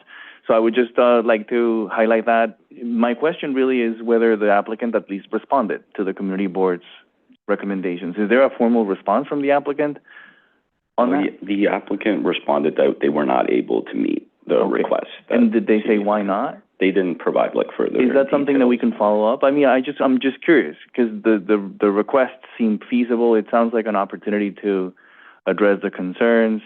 I know your response has been very clear in terms of our own limitations, in terms of what we're actually voting on. but I would love to understand what are the constraints? Why is that such an issue from the applicant's point of view, number one, and then number two, certainly something to consider as we perhaps explore revisions to the POPs sort of like program in terms of, acknowledging something that seems to be, coming to us often. Sure. So I'll just jump in here. We are taking a look at our POPs program and thinking about ways that we can update it from a policy perspective citywide. I will note, and this comes up, and I know this comes up with this community board in particular, there are a variety of considerations, and also understanding, this restaurant is their tenant, not necessarily the owner who entered into this, entire POPs program, to figure out ways in which, the developer, right, who commits to a POPs, can, plan for the future with a consistent set of guidelines, right, from whenever they, obtain a bonus in connection to that. And then, can understand what that will be moving forward as they tenant their space. That's obviously not the case here, right? They're operating under the existing guidelines for POPs. And, as noted, right, I think we've also identified that there are sometimes opportunities where, where there's substantial public space, where sometimes activating some of the restaurants or the private space can also create more activation in the space overall. But certainly, we know that this is something that comes up, and it's certainly something that our team is looking at. Commissioner Goodridge. I was just going to respond to Commissioner Zullo's question about if there's any background here. This particular, from what I understand, this particular community board has an entire public restroom working group, and they are very staunch about having public restrooms in the area, and especially in POPs. And I think it's probably in large part because it's Midtown, and it's very crowded, and a lot of people, out of all parts of the city, a lot of people need to use a public restroom, and they probably go in different private establishments. And I know it's happened to me. So I just wanted to at least provide some insight that I know of as to why this community group is so staunch about it. It's because they have a whole working group around it. And I'll just say that I agree with them, obviously, because we are at a time in the city also where there are various laws that have been passed for more public restrooms. We have a historic bathroom bill, and what that seeks to do is open new public restrooms, but also use existing, even municipal buildings, using those for public restrooms. So POPs but it really fits within that of using whatever we can that the city, that is either owned by the city or that the city can at least regulate to open up a public restroom. So I think that that's the background. Thank you for that background. And I would also like to say that the department does agree that public restroom access is an important citywide policy issue, and it should be addressed through a broader reform of POPs regulations. Also, Commissioner Gold. Thanks. Can we go back to the finding that we'll need to find? Because I want to understand that a little bit better. But I want to note, I think, before that the chair's point on giving certainty is actually a really good one, because in these situations, if we don't quite get there, it is difficult to join the POPs program. So, I think that's something that does give some balance there. But if you can just walk me through this for a second, because I guess the complication that I have on this is when we say the open spaces will ease congestion in the area, presumably we're establishing tables, we're establishing chairs. Just if you could speak a little bit just about that, and I'm just thinking about how the two gel. Yes. Well, in regards to the new privatized space that would be added, it would not substantially alter existing circulation of the pedestrians that would be utilizing the open space. There would be sufficient open space remaining for the pedestrians. Effectively, it might shift it a little bit, but we still have substantial open space there. Yes, that is correct. Okay, yeah. No, that makes good sense to me. Thank you. Thank you.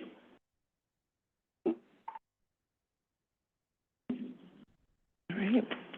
Tops, always an important topic. Yes. All right, so I'd like to, thank you for your presentation. I'd like to ask for a voice vote to send a letter of approval to the Department of Buildings in relation to this request. All those in favor say aye. Aye. Aye. Okay, any opposed? Any abstentions? Okay, thank you. All right, thank you.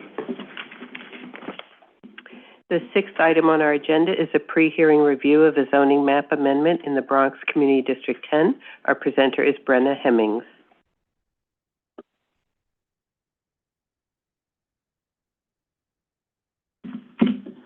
Hello, good afternoon, Commissioners.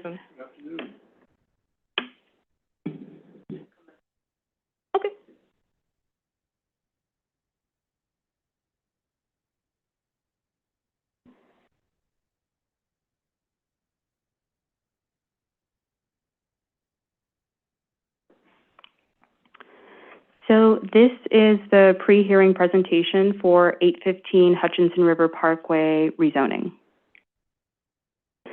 So this is an overview of the proposed project. The development site is located at 815 Hutchinson River Parkway in the Ferry Point section of the Throgsec neighborhood in Community District 10 of the Bronx.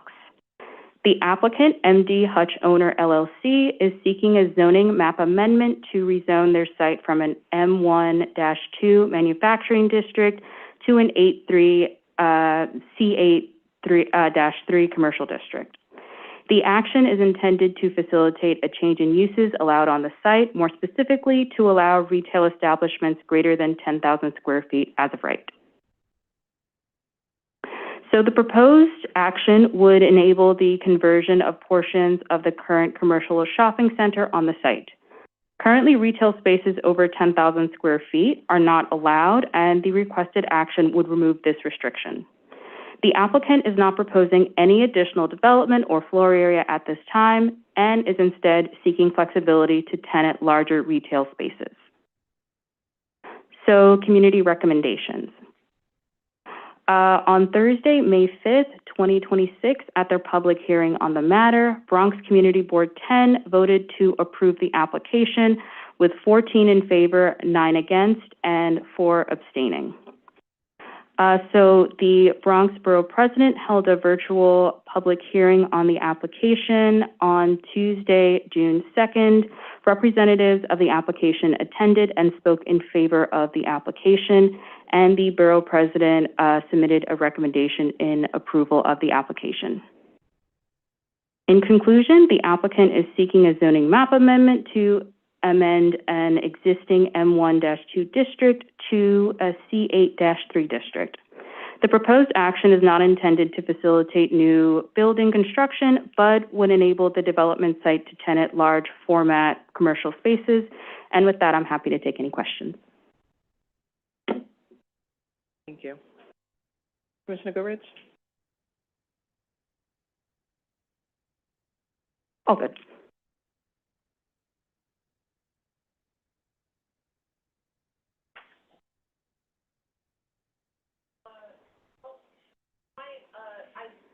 I didn't get a chance to review why the community board is split on it. Might you share any insight on that? Sure, yeah, no, the thing is they didn't submit any conditions, but I did attend their public hearing, and some of the issues were kind of the association with the Bally's. So there was some opposition from a homeowners association in the area, and one of the reasons was because they had assumed it was associated with the Bally's Point Casino in the Bronx. There were also concerns about issues to existing infrastructure. So there's some sharp turns in that area that they already have kind of problems with dealing, with the existing action in that area. So some concerns were that if you have more density in the area, or if there are other tenants, then that would also be kind of deleterious to the existing infrastructure. Yes, of course. Great. Thank you. you so much for your time. Presentation. The seventh item on our agenda is a pre-hearing review of zoning map and zoning text amendments in Queens Community District 10, noting there was a follow-up memo in your materials, and our presenter is Colin Ryan. Good afternoon. Good afternoon.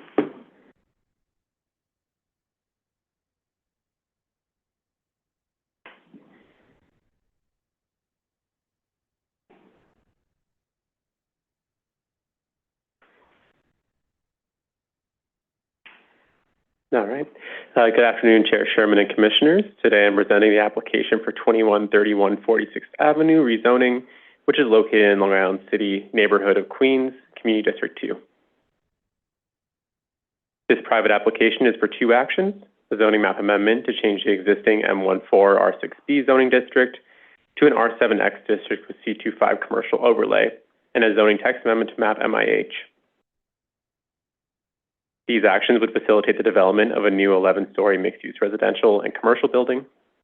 While illustrative, the total number of units, number of income-restricted units, and parking spaces in the proposed project have slightly changed from certification. As proposed, the development would include 84 units, including 21 units of income-restricted housing, approximately 8,000 square feet of ground floor commercial space, and 15 accessory parking spaces in the cellar. This project was certified back in March, and Community Board 2 held their public hearing on May 7th. The board voted in favor of the application with conditions, voting 32 in favor and 2 against, with 1 member abstaining. Conditions include improving the facade with the proposed building abuts the neighboring residential building, adding more green area and landscaping, eliminating proposed parking, narrowing the curb cut if parking is not eliminated, limiting the retail space to an arts-related business, and including green wall where the proposed building abuts the neighboring residential building. On May 21st, the Queens Borough President held a public hearing on the rezoning. The Borough President recommended approval with the following conditions. The conditions include setting goals to include MWBE firms, hiring local residents, and working with local organizations on hiring for this project.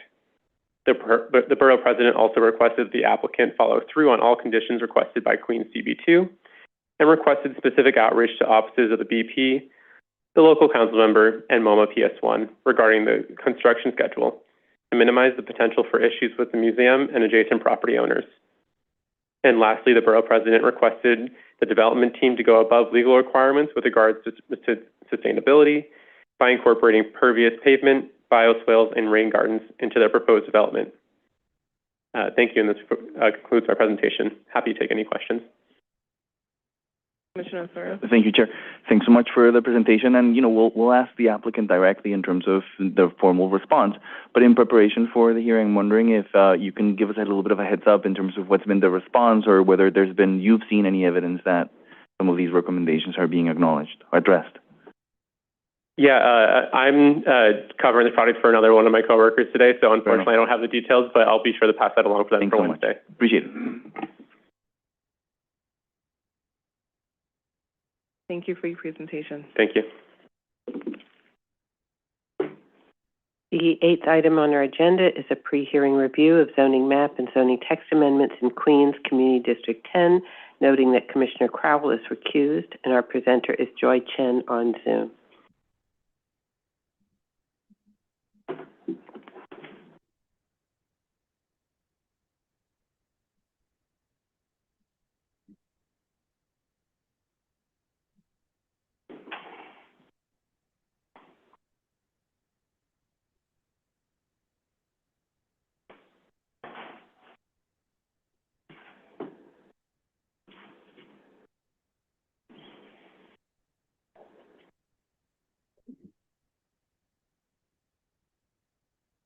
Good afternoon, Chair Sherman and Commissioners.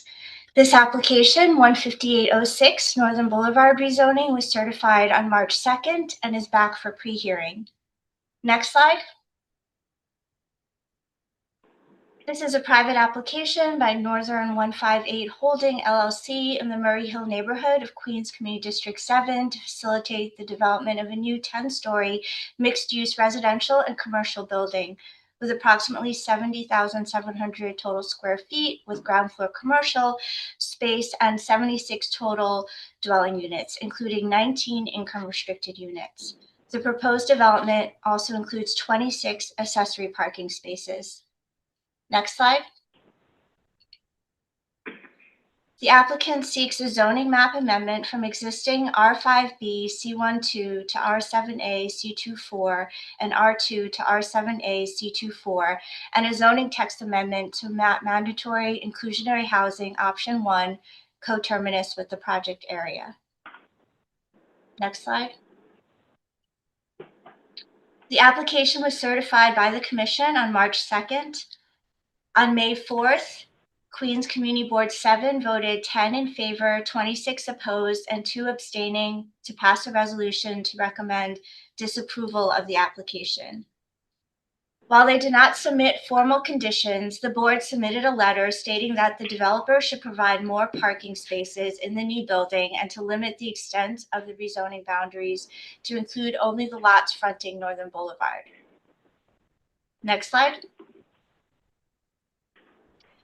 On May 21st, the Queensborough president held a public hearing on this application and submitted their approval with conditions on June 5th. They recommended that the applicant should revise the proposed zoning district from an R7A to an R6A district, hire local MWBE firms, and provide additional sustainability measures. The applicant rep will be here on Wednesday to address any and all questions from the commission. Next slide. This concludes my presentation, and I'm happy to answer any questions. Thank you for your presentation. Thanks, Joy. Thank The you. ninth item on our agenda is a pre-hearing review of zoning map and zoning text amendments in Brooklyn Community District 3, noting that Commissioner Osorio is recused. Our presenter is Demetrius McLester.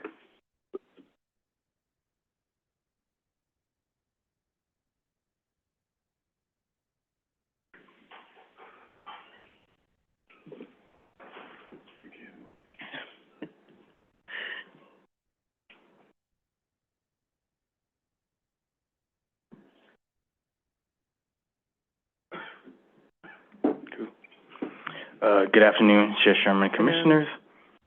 This is a pre-hearing presentation for 862 to 868 Kent Avenue, which is a project that certified back in March of this year. The applicants, Kent Development LLC and 123 Taffy LLC, are seeking a zoning map amendment from an M11 zoning district to an M14 R6A zoning district, also known as an MX4, and a zoning text amendment to map MIH options 1 and 2. The applicants are proposing 2 developments totaling 74 total units.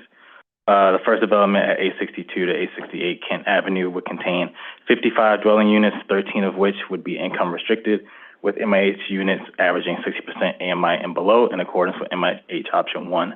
Development at 862 to 868 Kent Avenue would have a base height of 64 feet and then rise to a height of 94 feet. Originally, the applicants were proposing parking at the cellar level with the gym and other building amenities in the ground floor, but have recently changed the proposal to reflect 19 parking spaces to be moved to the ground floor from the cellar level to make space for a synagogue. The second development at 123 to 125 Taffy Place would contain 19 dwelling units, 5 of which would be income restricted, with the MIH units averaging 60% AMI and below in accordance with MIH option 1. Development would have a minimum base height of 64 feet and rise to a height of 84 feet. To facilitate these developments, the applicants are requesting 2 actions, with the first being a zoning map amendment to change the M11 district to M14 R6A district along a 240-foot long mid-block section starting 100 feet north of Myrtle Avenue. The proposed zoning districts of M14 R6A permit a maximum residential FAR of 3.90 within a mandatory inclusionary housing area, as well as max permitted FAR of 3.0 for community facilities and 2.0 for industrial and commercial uses. Though parking is being proposed in this application, off-street parking is not required for any residential use due to the sites being within the inner transit zone, in addition to the districts of M14 not having any parking requirements. We have yet to receive the voting recommendations for both the Community Board 3 and Borough President offices, but once we do receive their recommendations, we'll be sure to forward those to you at the time. In conclusion, Kent Development LLC and 123 Taffy LLC are seeking a zoning map amendment to change an M11 zoning district to an M14 R6A zoning district and a zoning text amendment to map an MIH area in order to facilitate an 8-story development and a 9-story development totaling 74 units in the Bedford-Stuyvesant neighborhood of Brooklyn Community District 3. This concludes my presentation. Happy to field any final questions. Thank you. Commissioner Mann? Just a quick question. I know we've talked in various contexts about the department studying kind of the Wallabout, Flushing corridor, sort of adjacent to that. Do we have any update on kind of the latest thinking there about a broader planning study? We've had internal discussions in the office. My coworker, he's working directly within the Wallabout study. I can grab some more direct information from him in terms of how we're thinking about this particular area within the context of that too. We keeping in mind a lot of the M to R conversions and M to MS conversions as well. We haven't necessarily thought about deeper details of an area-wide study, but those earlier conversations are currently happening. Okay. Yeah, I just would, that's been, I think, something that we've all known for a while needs to get looked at. And it seems like, there's no better time than now to start to think about it. So I should encourage the department to focus there. Thanks. Thank you. Thank you. Okay. Thank you, Demetrius. Thank you, Chair. Future votes for consideration on Wednesday, June 17th. Staff have prepared reports on 1160 Pugsley Avenue rezoning. Kristen Roche is on Zoom to present and noting that Commissioner Ramprashad is recused. Kristen, just say next slide when the slide comes up. Okay, great. Good afternoon, Chair Sherman and Commissioners. Good afternoon. Hold on. Okay. The Department of City Planning staff supports the applicant's proposal to amend the zoning map amendment from an existing R5 zoning district to an R7A zoning district with a C2-4 commercial overlay to facilitate the development of a new 8-story mixed-use building with a mandatory inclusionary housing requirement, ground floor commercial space, including a grocery store, and 32 accessory parking spaces. The department believes an increase in height and density is appropriate at this location due to the area's great access to public transit, nearby local amenities, and the wide street context. The C2-4 commercial overlay also appropriately reflects the existing conditions on the site, as well as across the street. Additionally, it will enable local amenities such as the grocery store the applicant intends to provide on the ground floor of the proposed development. Thank you. Thank you. Next, staff have also prepared a report on Atlantic Avenue demapping. Abraham Abreu is here to present.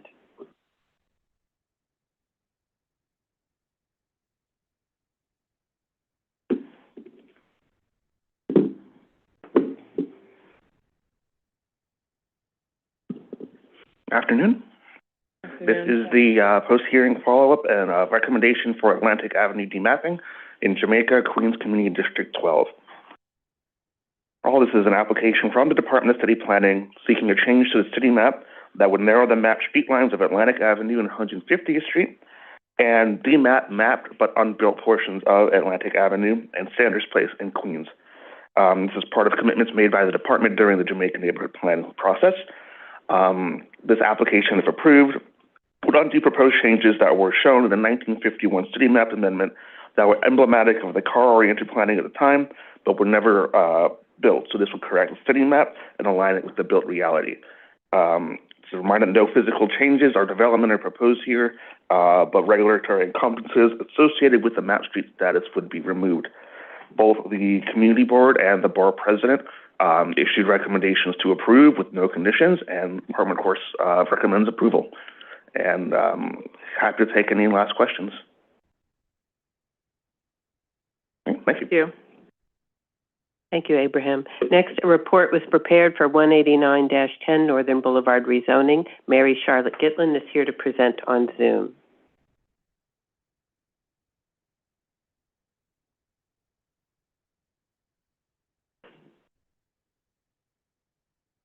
Good afternoon.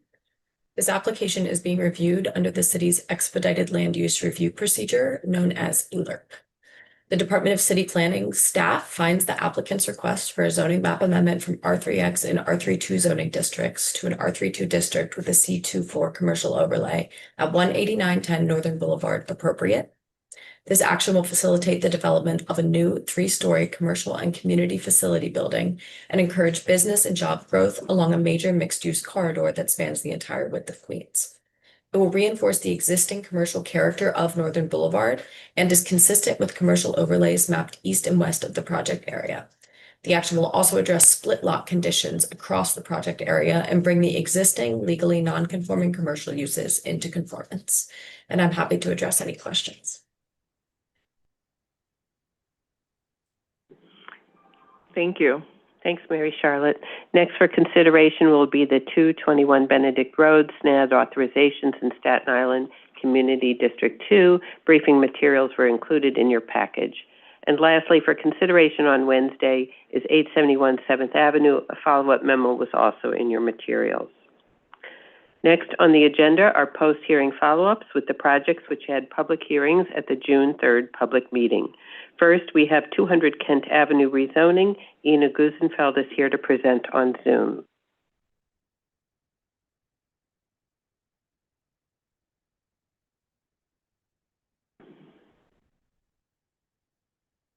I thought you'd be on Zoom. Let's pivot to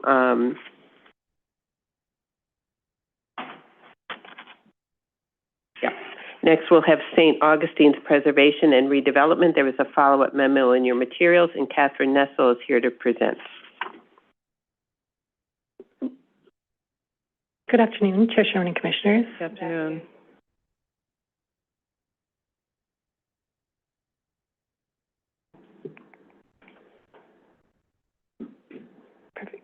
I'm here to present a staff recommendation on St. Augustine's Preservation and Redevelopment, which was heard at the June 3rd public hearing and is scheduled for a vote on July 1st. This is an application by the Rector, Church Wardens, and vestry members of the Church of St. Augustine's Parish in August 330 Madison Partners LLC for a zoning special permit pursuant to ZR Section 74711 to modify height, setback, and yard requirements. The Department of City Planning staff recommends approval of the requested special permit. This action will facilitate the creation of a new 21-story mixed-use building containing 130 income-restricted residential units, ground floor retail, and a new community facility for St. Augustine's Church, along with the restoration of the existing landmarked St. Augustine's Chapel building. The proposed development and requested bulk modifications are appropriate in relation to the land use and neighborhood character in the area, which is characterized primarily by tower in the park developments of similar or greater height. These modifications are necessary to feasibly accommodate the site's permitted floor area while preserving light and air access to the landmark chapel building. Together, the height and yard bulk modifications will allow for a concentration of bulk on the southern portion of the site, ensuring ample separation between the landmark chapel and the new development. And the applicant has also prepared a response to Commissioner Thorio's question at public hearing in regards to their sustainability measures planned for the new development and the restoration of St. Augustine's Chapel, which was included in your briefing package. Thank you so much, and this concludes my statement. I'm happy to take any questions. Thank you. Thank you. Thank you. At the next review session, we will have a presentation on Flatiron Nomad Major Concessions. And next, we have 4703 108th Street rezoning. Noting that Commissioner Crowell is recused, Derek Jasmine is here to present on Zoom.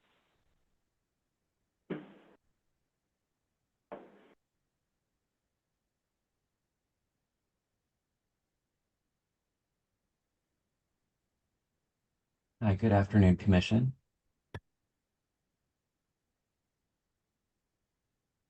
This is a staff recommendation for 4703 108th Street rezoning, which held a public hearing on June 3rd and is scheduled for a vote on July 1st.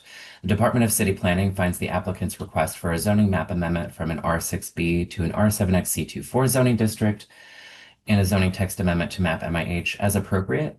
These actions would provide 119 new dwelling units, of which 30 would be permanently income restricted. The proposed density is appropriate in this location, fronting a wide street and within proximity to public transit. The commercial overlay would reinforce the local context of ground floor retail frontage along the 108th Street corridor, and the department is supportive of a more deeply affordable option at this location to better address the community's needs. And that concludes my presentation. Thank you. Thank you. Thank you, Derek. Ina is in the Zoom now, so we'll have 200 Kent Avenue rezoning. She'll be on Zoom. Yes, good Just afternoon. wait for the slide. Just wait for the slide, please, Ina. No problem. Thank you so much. Okay. Good afternoon, Chair Sherman and Commissioners. This is a pre-vote recommendation by the Department for 200 Kent Avenue, which was certified on March 2nd, 2026, and the public hearing was held on June 3rd. The vote is currently scheduled for July 1st. Next slide, please. 200 Kent Avenue is a private application by 200 Kent 1 LLC and 206 Kent Investor LLC to facilitate the conversion and vertical expansion of an existing 5-story commercial building into a 14-story, 155-foot mixed-use residential and commercial development with 143 dwelling units. The department recommends approval of this application for a zoning map amendment from an M14 to an M14A R7X MX district and a zoning text amendment to map an MIH area coterminous with the project area. The department believes that the bulk and use allowed by the proposed district is appropriate for the surrounding area and consistent with the medium-density mixed-use context across Kent Avenue, as well as new development along the waterfront. The proposed zoning is aligned with the existing land use framework, including an M14 R7X district immediately to the south and other MX districts mapped in this section of Williamsburg. The department notes that the project area was designated a neighborhood industrial area within the New York City Industrial Plan. These are M-zoned areas that have the greatest mix of uses and are closest to residences and transit. The plan notes that these areas, which are intended to accommodate but not prioritize industrial over other uses, may be appropriate for MX districts based on individual planning considerations. In summary, the department supports the increase in density and residential use at this site, which would yield new and income-restricted housing for the neighborhood's growing population while maintaining active ground floor commercial use in a walkable area near public transit. Thank you, and I'm happy to answer any questions. Thank you for your presentation. Thank you, Ina. Next, we have Queens CD2 Walk to Park. Fagala Leshner is here to present.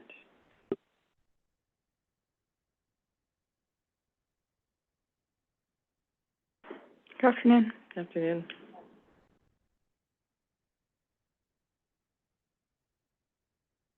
The Department of City Planning staff finds the Department of Parks and Recreation, Parks, and the Department of Citywide Administrative Services, DCAS's, request for acquisition approval and site selection approval for 37 privately owned properties in Queens Community District 2 for future park creation to be appropriate.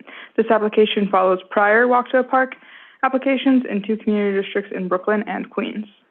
These proposed actions would facilitate Parks' goal to ultimately close the Walk to a Park gap citywide by facilitating opportunities to acquire private property that is suitable for new parkland, especially in underserved areas. DCP supports the criteria-based approach used in this and prior Walk to Park applications. DCP also supports the expansion of the secondary site criteria that is part of this application. This expansion addresses concerns raised by the local community board and the limited availability of secondary sites in this area. DCP finds the selected sites to be appropriate for parks to further explore using their expertise and processes, which would include additional community and public engagement when a site is acquired for proposed park use. Thank you, and I'm happy to answer any questions. Thank you. Thank you, Fagala. Next, we have Staten Island Family Court Consolidation. There was a follow-up memo in your materials, and Amy Obenaga is here to present. Good afternoon, Chairman Sherman. Good afternoon, Commissioners.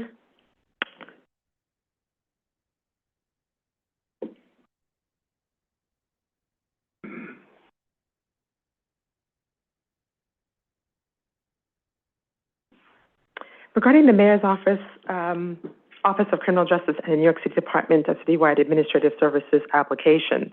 Department of City Planning finds the applicant's request for a site selection of real property by the city to be appropriate. This action would consolidate all facilities for the Staten Island Family Court on a single block within the Special St. George District in Community District 1 on Staten Island, Block 9, Lots 9, 17, and 22. The proposed site selection action, in conjunction with a mayoral zoning override, would facilitate the development of a connected family court facility for Staten Island that will meet New York State and court operational and security standards. It will streamline administrative processes, reduce operational delays, and will be the modern facility the community deserves. That concludes my presentation. I'd be happy to answer any questions. Thank you. Thank you, Amy. And lastly, for post-hearing follow-ups, we have 336 Meredith Avenue Fleet Maintenance Facility. There is a memo in your materials, and Kari Bailey is here to present.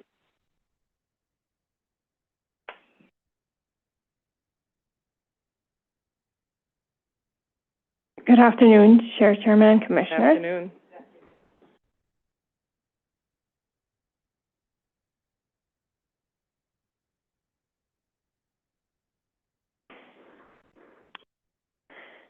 So the Department of City Planning finds the applicant's request from New York City Parks and DGAS for a combination site acquisition and site selection of real property by the city at 336 Meredith Avenue appropriate.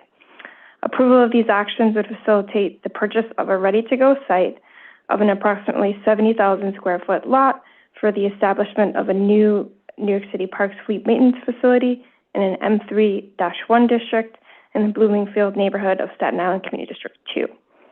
This proposed use is inappropriate for a manufacturing district and would not require the city to do any build-out or construction. The site as it stands today could meet Parks' current and future operational needs, and the site provides New York City Parks a centralized, appropriately equipped facility capable of serving about 200 New York City Parks vehicles, which include heavy-duty and specialized equipment that's essential to borough-wide park maintenance, forestry operations, beach maintenance, and emergency response throughout the borough. This concludes the presentation, and happy to answer any follow-up questions. Vice Chair Knuckles. Thank you. I know both myself and Commissioner Cerullo had asked, I think, this question. Did we establish that that employee parking would be accommodated on the site here? Yes. Employee parking.